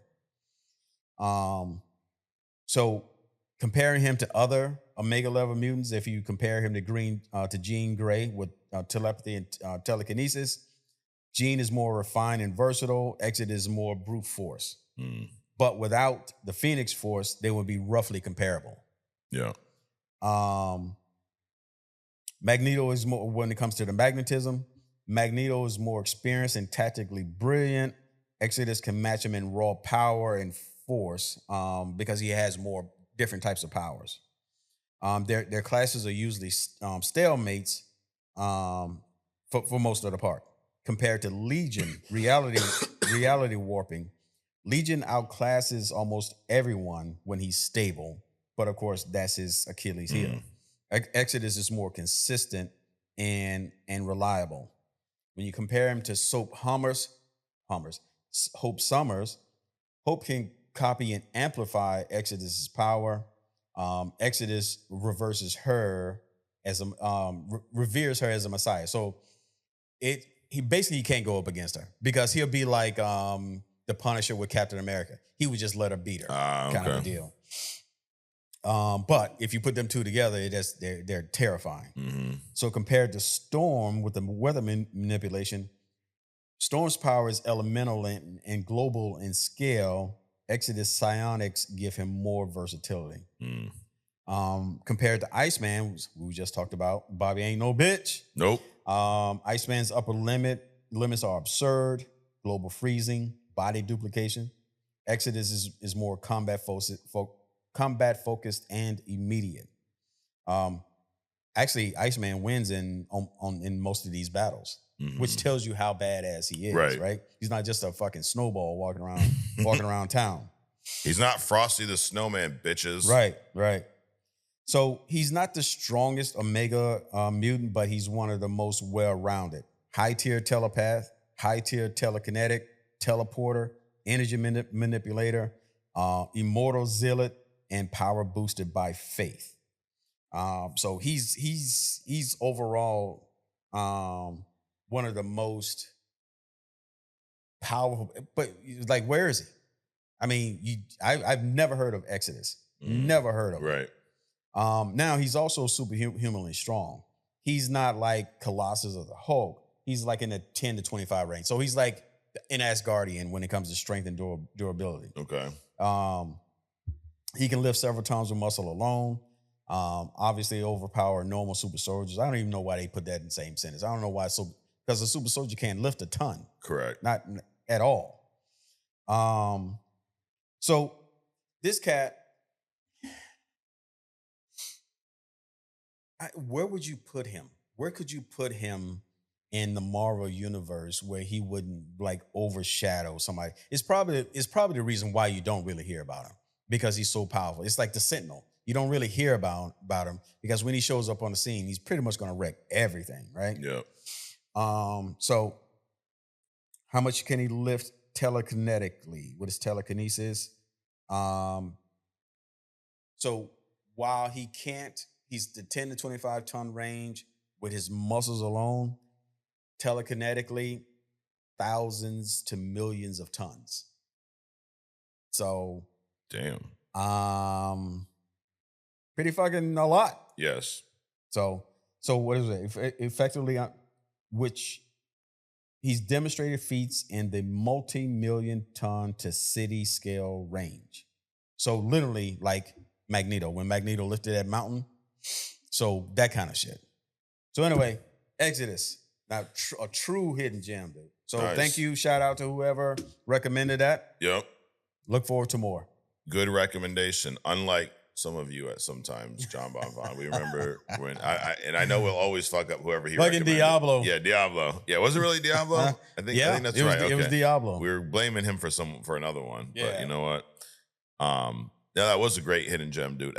I've heard the name and I've seen him in like X-Men comics and shit, but never really knew any of that. Right. He's a badass motherfucker. Right. Well, we're going to wrap this up, Adrian, with a badass motherfucking segment called Agree to Disagree. This is where we disagree on everything, and then people go, oh, my God, I agree too much. It bothers me. Oh, my God, because I'm stupid. I didn't know I was stupid until I woke up today and got on TikTok. That's the good thing about our show, too. If you're stupid, you will figure it out. or we'll tell you. We'll tell you, yes. So All right, this is where I got 8 today, Adrian. 8 of my opinions that you're going to agree with all of them because that's how we have it planned here on the show, right? That's it. All right, are you ready? Let's go. Number 1, Thor Love and Thunder was better than Thor The Dark World. No. Okay. Disagree. Chris Hemsworth is right. Yes. What is he right about, Adrian? Scarlet Witch. Wanda would beat his ass. Wanda would beat Thor's ass like a little redheaded, blonde, hammer fucking holding crybaby ass, feather hat wearing, earth fucking girl seeking bitch ass motherfucker. Damn. Yes. All of that. And then speaking of whooping somebody's ass, Black Panther would destroy Captain America. Absolutely. With prep time, Batman would beat Doom. Agree. I'm fucking pissing everybody off today. Magneto beats Iron Man, as the kids say, low diff. I don't even know low why difficulty. That was fucking versus, but because you're gonna wear a plastic suit and then Magneto can't do nothing to him. That's what some fucking 5-6 dumbasses told me one time on TikTok. Wow. James Gunn should wait until the Batman trilogy is over with my boy, the GOAT Pattinson, before he starts Batman Brave and the Bold. Agree. The Scream franchise is the best horror movie franchise, period. I disagree on principle. Okay.